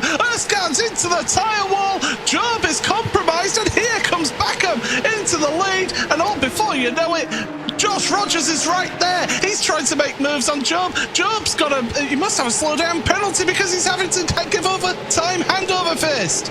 He does, but this is where Graham can come into it and help him hold position as he's going to back up Mitchell de Jong. Sebastian will get back into third. It's such a tough and a fine line. Again, we talked about it, Vale. You've got to be clear going into club or it's never going to work. And Sebastian did a great job holding the outside, but a nose in, and unfortunately Østgaard comes over, inevitable contact, and it backs them all up. And now Backham is the one in the lead, but Rogers ahead of Job. He's made a mistake. More? No, he's gone deep. He's just gone deep under braking. I thought it looked like slow down again. It almost looked so intentional. No, you could see it on his face. He's not happy as Seb. He's really not happy. This is not like Sebastian. He's normally cool, calm and collected, but right now he's rattled. He needs to just calm himself down. He needs to get somebody talking to him in his ear and say, right, forget what happened. Just focus on what you're doing. And meanwhile, speaking of focus, Charlie Collins assessing the situation behind Graham Carroll. He's trying to get involved and try and move up the field, but he's got Mitchell de Jong right behind him on his tail. You want a reference, though, about a championship? Go watch the 1992 British Touring Car Championship right now. Graham Carroll is Steve Soper in this situation, and the man in front, Sebastian Job, is Tim Harvey. This is all teammates at work. The man's an animal. That's certainly the case here as they head on down the hangar straight as in towards Stir. Look at the move from Kevin Ellis Jr. into Stir. He's showing his nose. He wants to make Mitchell get a bit defensive and try and compromise him. Meanwhile, at the front, Josh Rogers has moved past Matt Backham into the lead of the race. He absolutely has. So he's gone from 7th to 1st, 5th to 2nd in the sprint race. Josh, again, making the most of these race weekends and getting a massive points total. At least right now, we are far from done. 5 of 14 laps completed. Thibaut Casabon, by the way, way back in 27th place, has just gone purple, so fastest lap of the race for him. But it's Kevin Ellis Jr., Dane Warren rounding out your top 8. Østgaard, who started on the pole, fell after that contact or incident with Sebastian Job, back to 9th. They're still in the top 10. And then it's a man who's done very well in the Porsche Supercup, the Mobile One real-life Supercup. It's Eiken Guven, who's actually on for his best result of the season in 10th position. Yeah, he's certainly giving a good showing here to get himself into the top 10. And there is somebody I'm keeping an eye on, but I'm refusing to say their name because I do not want to give them I'm not giving them the commentary curse, so I'm going to save that until the end of the race. But Thomas Tettel at 12th place, Jeremy Boothloop 11th. But look at this now. You can see them. They're both in the same house there, Matt Backham and Josh Rogers, but Rogers just seems to have that extra 10th of a second in his pocket here. I spoke to one of Josh's teammates a couple of years ago, Sage Karam, and he says, yeah, I look at the data, I do the same as what he does, but Josh seems to have that edge that nobody else has. Sage Karam, there's a name we haven't seen in the sim racing world quite as much lately, but yeah, sometimes it's easy to look at data and figure it out. It's hard to get a feel for it. Josh obviously just has that feel. It comes naturally. He's not forcing it. He's so smooth. As we look a little deeper down in the field, Josh Thompson, as we ride on the Vodafone onboard right now on the roof of the Porsche down the hangar straightaway. A driver for me that I think is certainly capable of more in this championship, but is having a tough go of it at the start. Yeah, the Manxman is caught in a train of traffic there. In front of him is Diogo Pinto. He's also got Johan Hart, Ricardo Castrolado, Setzors, Holtzman, Tetela, Boothloop, Østgaard. In fact, Boothloop moving ahead of Østgaard. That damage must be affecting the Tommy Østgaard, and he is still there side by side with Jeremy Buchler to the inside of Abby. But yeah, you can see the damage on the right hand side of the number 58. It's hampering in here from that instant with Sebastian Job almost 3 wide into Village, and then the loop, the left-hander. And this pack, it is a pack, it's a hungry pack here, and Tettler now moving himself ahead of Tommy Østgaard. Yeah, decent battle further back in the order. David Williams in this as well. Everyone is really on for position at this point. In fact, you can even see Daniel Lefuente continuing to try and make position up to 20th now. So 25th position is the cutoff for points in the feature race. Sarika's just in front, Walters as well, and actually Thompson continuing to go forward, has Pinto in front of him, and we know Tiago Pinto is super aggressive. Patrick Holzman as well. That's a tough battle pack to be in. I don't know how comfortable I would feel, but maybe if they get into it, you're going to have a hole created for you, as Sindre Setsauce has to be aware of that as well. Østgaard's lost a few more positions, back down to 12th, so perhaps took some damage that is a little bit to his undoing. Certainly the tires would have had a bit of punishing, but he would have brought those back into temperature probably in about 4 or 5 corners. Yeah, I think it's more maybe a knock to the suspension or the steering or something. It's not quite running straight. Did he collect the wall? I think he did. Oh, there's Krunker. Krunker is off in the middle of Beckett. So something's happened to the German, and he's recovering back onto the track. So Martin Krunker just coming on ahead of Brian Lockwood, but I think he may have to serve a potentially slowdown penalty. And there's Max Benneker behind Lockwood. Benneker trying to make a recovery drive after that opening instant in Village and in the loop. And there he goes through the inside, is he? Well, they're still side by side at Lockwood and Benneker as they're heading into Vale and then Club. And in fact, Lockwood trying to hang it out there just behind Krunker there. There you go, you see them side by side. And in fact, is that Lockwood going to be staying ahead of Benneker? Yes, it is. So a little battle for pride, because it's not for points at the moment, down in 33rd and 34th. Unusually sunny day in Britain. It's 20 degrees air temp, 32 on track, just to note. I'm just speaking the truth. Look, you want to look out my window and see how much snow we have right now? So, okay, all right. You take your rain, I'll have my snow. It's as cold as my heart. I have no sympathy for you. But it is a nice warm track. It's not overly hot, but we did say Michelin, as we know, the story as always is to keep the tires in check. So a little bit longer race, halfway through it now. We're going to start to see some pace maybe come into those who have been able to avoid battles and make some moves, and those at the front who have perhaps been sliding and battling maybe fall out of contention a little bit. So we're really going to get to see the true order in the next few laps. Well, as we reach the halfway point, let's bring Connery Maddock into this discussion here. Connery, what have you been seeing out there? A lot of frustration. Seems like it's a similar sort of situation to race number 1. We actually were able to record Sebastian Job and his reaction to the instant that's basically changed the complexion of this race. And that was a couple of laps ago at the very front of the field, where he was in a bit of a tangle with Tommy Østgaard, I believe it was, coming through the final corner of Club. He had a pretty vicious reaction. So maybe we can just take a listen to that.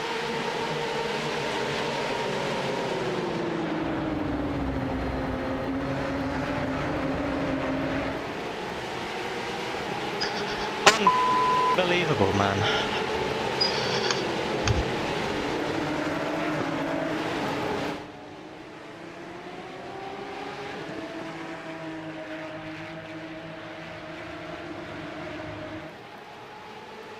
Well, there we go. And of course, that was just one of the little moments that he had, because he got very frustrated. So there were a few more expletives in that one while I was sitting in his communication channel. So he's very, very frustrated. And a little bit later on, he also says that because of the slide, the tires are dead and this is over. But looking at the times on the tower, doesn't look like.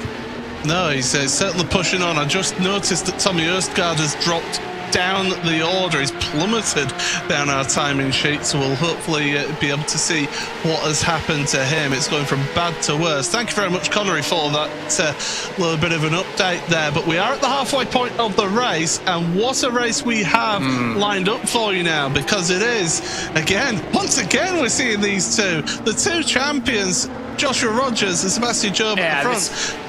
This is becoming your Senna and your Prost between these two. It's just time and time again. It's the battle you want, and I don't think there's any love lost between them. I alluded to cars who were unable to keep the sliding down and maybe roasted their tires, and those who were safe. I was kind of referring to Josh being smooth through and Seb having that incident, so he's saying that, but maybe he's lit the wick under him as we look a little further back. This is Holzman, Sindra, they're close to it, and on the outside of that battle, it's going to be Thompson who's trying to make his way through, but look at the gaggle behind them. This is Casa Constantina.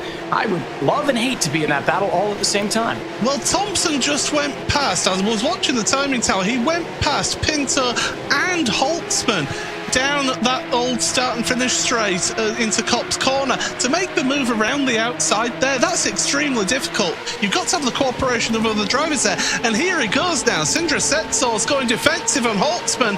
Thompson to the outside of Stur. Holtzman's trying to follow him through here, so all of a sudden the Manxman Josh Thompson finds himself in 12th place. Look at the timing screen. Look at the timing screen. Yeah. Holtzman's making a move, but we've got a change at the front. Sebastian is taking no prisoners as he makes his way back through the order, so he is on for the charge. He does not want anything to do with it, and this is more what we need to see from Seb. Yes, he's down the order in the points. Yes, he might be upset with driving standards, but maybe that anger, maybe that frustration, he needs to channel it and go. And what a recovery to get back up in first place, especially going by guys like Matt Backham, guys like Josh Rogers to do it. Not done yet. 6 to go. Does he have enough left in the car to hold on to it? Meanwhile, further back, this battle resumes, and it's too wide all the way through. Sindra Setsas gets tagged into a spin, and I think he got further contact after that as well. Yeah, it was it was Castroleda, I think, that he made contact with the second time as well. So that's moved him down. You can see the damage to Castroleda's car, the 33. Here comes Sarika to the inside. There's Walters there, Alexander Walters trying to hold on to position for the time being. Johan Hart, who's not been feeling too great this last week or so, he's working his way through the field as well. But look there, front of the field, well, he said it was done. I don't think it is done quite yet because he's at the peak of this race, but is that just a case of Josh Rogers maybe just deciding, right, I've had enough of making the hole in the air, let's just sit behind, look after my tyres a little bit? Well, I didn't see the move, but we know Josh is a smart enough driver that maybe if Seb is frustrated and just wants to get on with it, Josh might not have defended as hard as he dare, but you're absolutely right because he's right back in the draft and he's right back on the attack. So the pressure's on Sebastian to hold this position as Graham Carroll's still coming back into this as well. He's now closing it on Matt Backham behind. This is really becoming the race of the season so far, as we're seeing all the right characters and all the right positions and some emotion involved in it too. As we complete one more lap, it'll be 5 to go across the line. As round club corner they go once again. So it is Job, Rogers, Backham, Carroll, as quick as that, but not that far behind them is Charlie Collins with Mitchell de Jong, your sprint race winner, in 6th place. Dane Warren 7th ahead of Kevin Ellis Jr. in 8th. Then Jeremy Boosloop and Ayashan Guvan rounding out your top 10. Thomas Tesla and Josh Thompson ahead of Holtzman, Pinto, Walters, Castroledo, Hart and Sarika, with Gard and Fluke rounding out your top 20 of this field. A 40-car grid. It was a full grid at the start of the race. It's not quite full anymore because Setsos Sanchez has just parked the car as well as Cardasoya, Campbell, Tiba, and also Giassi, and I believe also Cedric. Oh no, Cedric is running out there, but he's multiple laps down. So a number of cars getting involved in instance, and this is giving drivers an opportunity who maybe haven't had the opportunity the first 3 rounds of the championship to move forward and get some valuable points. Yeah, and it's a disaster for guys like Alejandro Sanchez, who is trying to recover after round 1. Guys like Zach Campbell, who's our leading rookie by a fraction of points. Well, was our leading rookie over Charlie Collins, who will now take over that position and that honor. So yeah, not the weekend to remember for those two in particular, as well as a few others, but this battle is just heating up. Josh, his car just, and you can see it, I mean, that change of direction in the Red Bull, you can see Sebastian's car, that rear end flicked into that turn. It's definitely going to put more emphasis on tire, and that's going to be a lot more punishing for him as we get deeper in this race. Where I was about to say, you can see Josh's car driving a lot more over the front axle, getting into the corners on entry, looking a lot more accurate at high speed. So could be a difference in setup, roll roll bar definitely comes into that. Ride height is something in the curves, certainly, but I think this is more of a roll bar and caster setting for Josh that might favor him late in this race over Sebastian. Well, Rogers, you notice the last 2 laps now, down the hangar straight has just been lifting up the throttle. He's happy sat there for the time being. He's been at the front for long enough in this race. He wants to just sit back, bring his tyres back into a good range, and then push on for the last, say, 2 or 3 laps here, Matt. So it's tactics. We said that there isn't much strategy in this championship, but there is a lot of strategy going on with what they can do. Can Micheldy, hang on, further back, we've got an incident. He's going to actually park it. Johan Ark was going around, and we caught the tail end of it, but obviously he's going to retire as a result of that incident, so maybe we'll get another look at it. He was certainly involved in the wars the whole way through, so maybe he just took too much damage at that point, or was that actually X'd out? Because I think he's been in contact 2 or 3 times.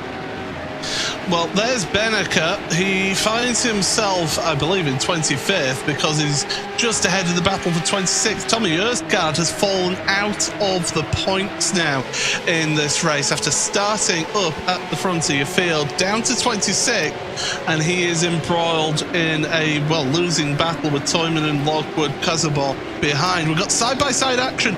Rico side-by-side then with Christopher Dan Beats, and behind them is Carlos Penalosa trying to make some moves. This is a great drive from Rico because he started, remember, he was the first retirement in our sprint race. He started dead last in this race. He's up to 20th. He's made his way through half of the field, but not to be outdone. Back at him comes, I believe that's Thibaut Casabon, is it not? No, excuse me, Christopher Dan Beats. Dan Beats. Yeah, absolutely. So he's got a run here, and this is causing quite a stack behind that might allow a few more people to get involved in that argument. Meanwhile, look at this draft at the front. Rogers is all over Sebastian. Yeah, a couple of drivers who have yet to score in this championship, Rico and Penalosa, right next to each other, so they're in the points there. So they'll be hoping to get a good finish in this one and maybe not get involved with each other. Round club and once again, and it is Job just staying ahead. Rogers just playing that waiting game. He's being patient here. They're actually slightly just pulling ahead of Matt Backham, only by a few hundredths of a second each lap, but they are just slowly just eking a little bit of a gap ahead of Backham and Graham Carroll, who's in 4th place. Still in 4th place is Graham, the Scotsman, doing a good job, but Collins and De Jong not that far away off this lead battle either. If I'm Josh Rogers right now, I'm going to be feeling pretty comfortable. 3 to go.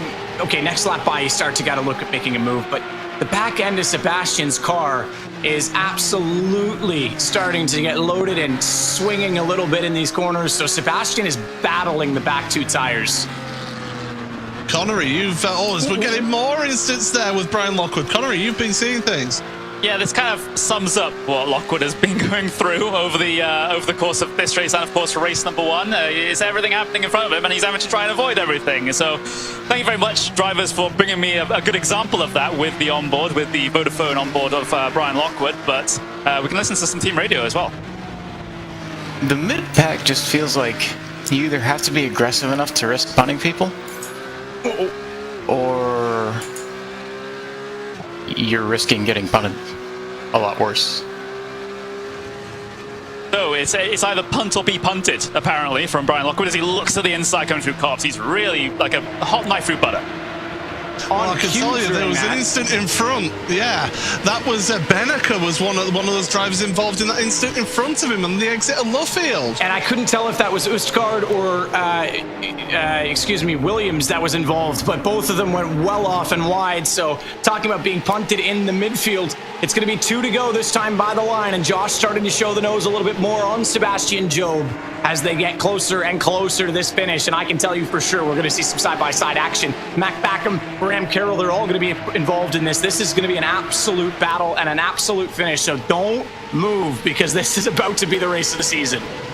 This has been a race of attrition as well. Max Benneker, the latest driver to head on to pit road after that incident. But now let's focus then on this lead battle. 2 champions dueling once again here in this championship. It always seems to be these two who find each other out there on track, and well, look behind them. Matt Backham is not letting them rest either. They need to be on their A game here. Down the Wellington Straight, named after the World War II bombers that used to fly from this very venue, and down into Brooklands. Then, of course, that corner named after the first ever anywhere in the world permanent racetrack in the world. So Brooklands, of course, the corner there, but through Lovefield, through Woodcote, Rogers will just be caring about not getting too close. You can have a thing where you get too close through Beckett and it just costs you that little bit of a run out of Chapel. I mean, I won't lie to you, Paul. I thought Josh was going to become a Wellington bomber and go for the dive into Brooklands at that point, because he's definitely all over Sebastian at this point, and we're going to follow this right through to the end. Take a look at the Tag Heuer timing tower right now. 4 cars within a second. Collins not far behind that with our race 1 winner Mitchell de Jong all over him. And Sebastian's got to be as cool as a cucumber, to give you a nice cliche, because Josh, we know, is, and Sebastian has all of his mirrors full. All 3 of those mirrors with 1 Porsche covering all and every angle behind him under each braking point. So interesting that Rogers doesn't make the move yet. He's deciding to hold back for the time being. He's pushing Job. He wants to try and force a mistake out of Job. We've seen a mistake already from Job. Well, actually more than one today. He's been rattled a little bit, and they'll know that will Josh Rogers, and he'll be tapping on that and trying to really frustrate him and force a mistake.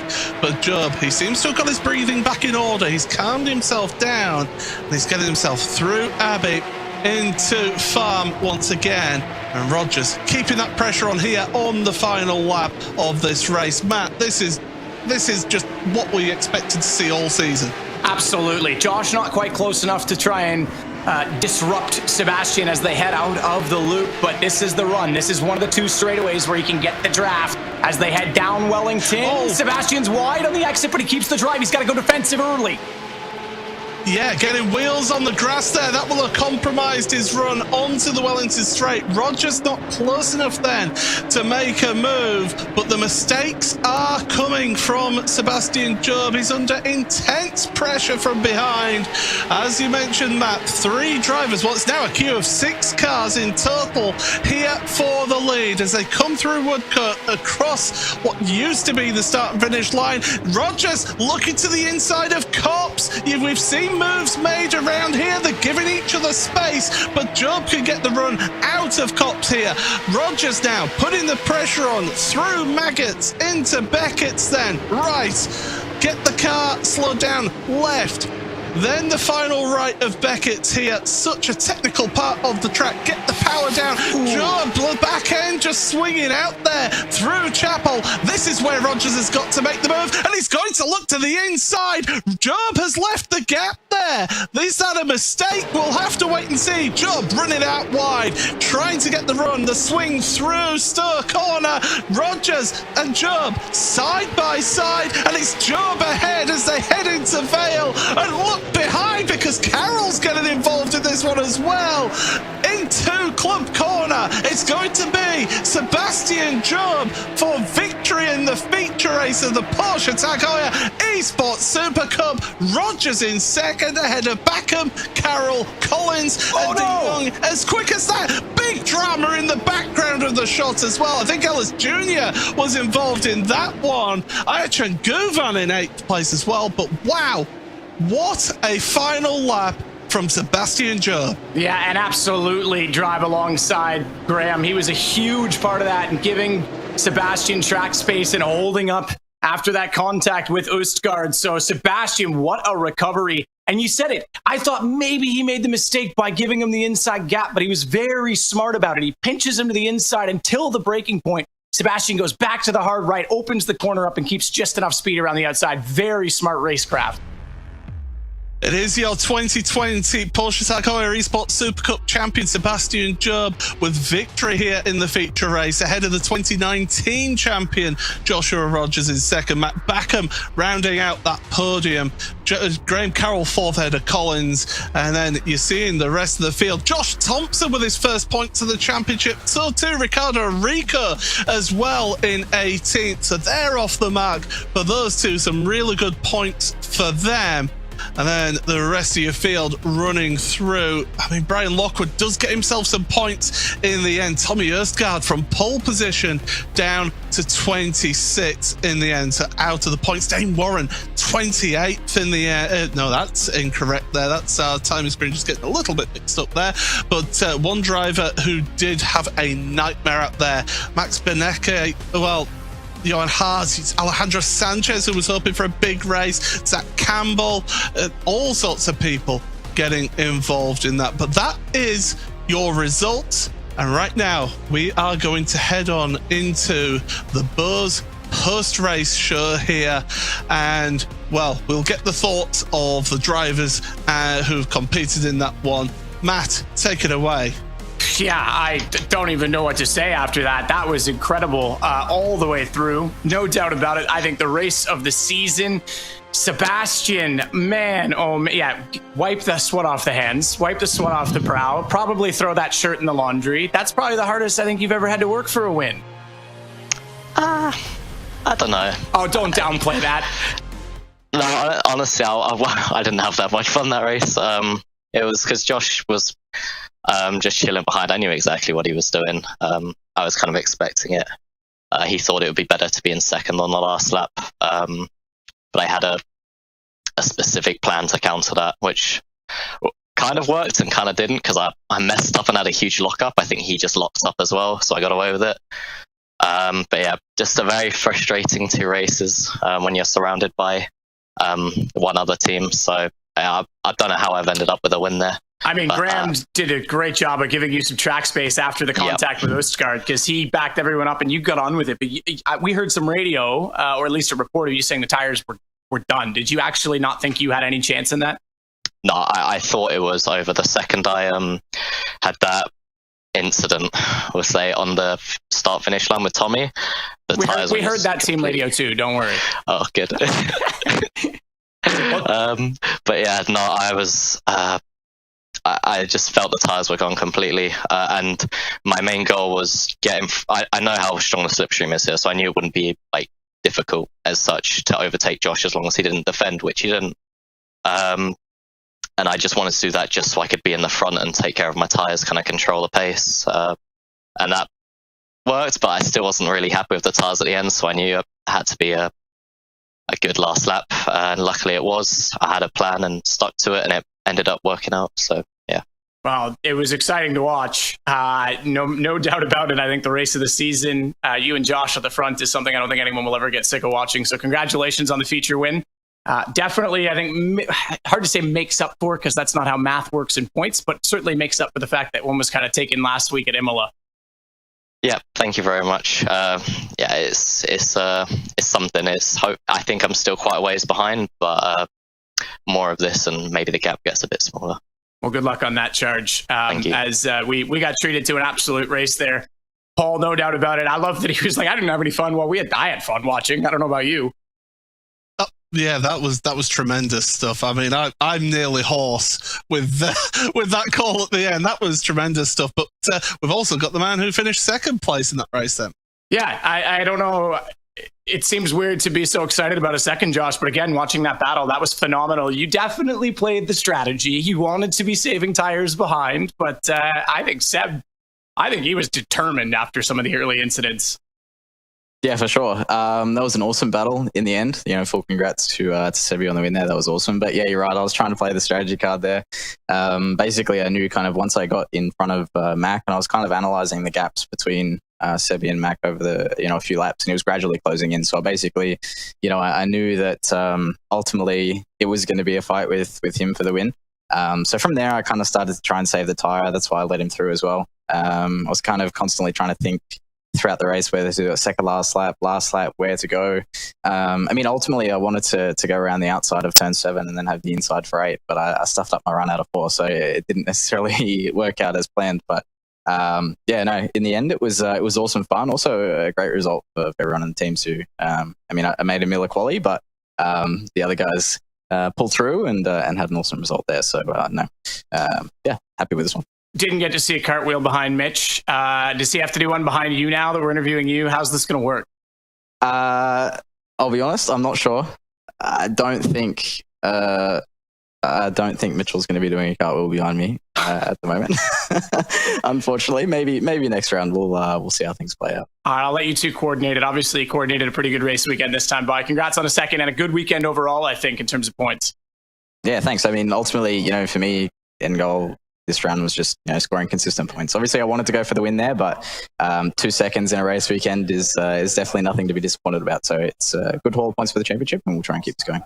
Perfect. Well, we'll see if they can. Paul, certainly the Coanda guys are I would say well established in this championship, and they have an absolute pace that a lot of teams I think are chasing at this point. I mean, even Mitchell de Jong looked phenomenal. Mac Backham, another one that was excellent today, gets on the podium in that beautiful Lego car. Didn't lose any pieces of Lego. I think you stayed pretty clean throughout that race, Mac, because there could have been a few more incidents that you could have been involved in, but overall you inherited a pretty good result. As he gets the bow, I love it. Getting the product placement, the bows on the neck there. It's good stuff. Yeah, got to represent, Yeah, it was definitely, it was kind of a hectic race, especially in the start, the sprint race. I was obviously running like P7, P8, so it's super hectic because you don't want to lose any spots there, and I wasn't really in a position to gain either. So yeah, that's really nerve-wracking. And then, I just kind of inherited P7 there. It was kind of nice, front row start. All went well, I knew I had who I had around me, so like Graham and my teammates, so I knew that was probably going to be perfectly fine. And then, just a pretty clean race from there. Josh and Sebi obviously had to run on me. I know how fast those guys are, so I didn't really put up a fight with them, and I just tried to hold on to their draft, and I think that was a pretty good strategy because without them, I think I would have been a bit slower, and I may have dropped a few positions. So really happy with P3 today. Did you think maybe there was more in it? Like Østgaard, obviously you were the first on the scene when Seb and Østgaard got into it, and you actually inherited the lead briefly there. Was there ever a thought of, all right, let's run from here, or was it more strategy even at that point, thinking about tires? Well, no, it was definitely always a strategic race. I knew when I had Sebi and Josh behind me, I knew I was no match for those guys realistically. On the last lap, I was talking with Josh a little bit during the race, and he said, I'm going to try something on the last lap, and I'll let you know when I'm going to try and pass, so maybe I can, get a move done or something, but I was perfectly happy with P3. Maybe it looked a little bit in the end like I could have gotten them both, but I also didn't want to risk too much. I knew if I had a shot at all, it was definitely on the last lap if they were going wide together or something, and I could sneak by, but pace on one-on-one, no shot against those two today. Yeah, well, you were in the right spot if that did happen, certainly. And congrats on the podium. Getting on that step in this series is super hard in its own right. So very well done today from you guys. Yeah, thank you. Yeah, I'm quite happy with the second podium. So I hope there's a few more to come, especially this year. So looking forward to the rest of the season. Yeah, I think we are as well. Paul, I'm going to say, for me, it keeps getting better and better. I think now that qualifying, everyone's kind of figured out how to play that game and get that strategy down. We're seeing a correcter order in terms of race pace at the front, and the last 2 rounds have been exceptional. I think today was awesome. I know Silverstone's a little flatter. I like undulating circuits, but it's got so much straight line and width to it that it excites me for where we go next, because it has a bit of both, a nice long straight and some incredibly sweeping hilly corners. Absolutely our producer's favourite track, which is Road Atlanta, which is going to be a couple of weeks out then. February the 20th. Make sure you set your diaries and set your calendars up for that one to remind yourself to watch this championship around there. If you thought the racing was epic here at Silverstone, Road Atlanta produces some unbelievable action and drama. Turn 5, the bump on the exit Turn 5 is such a tricky corner to get right. So definitely these drivers will be pushed to the limit there. But I want to bring Matt and Connery into the discussion here for our final thoughts of that race, because Silverstone, this championship, we've run it for 3 seasons now here, Matt, and it keeps on delivering in these events here. So this has been a tremendous action here today once again.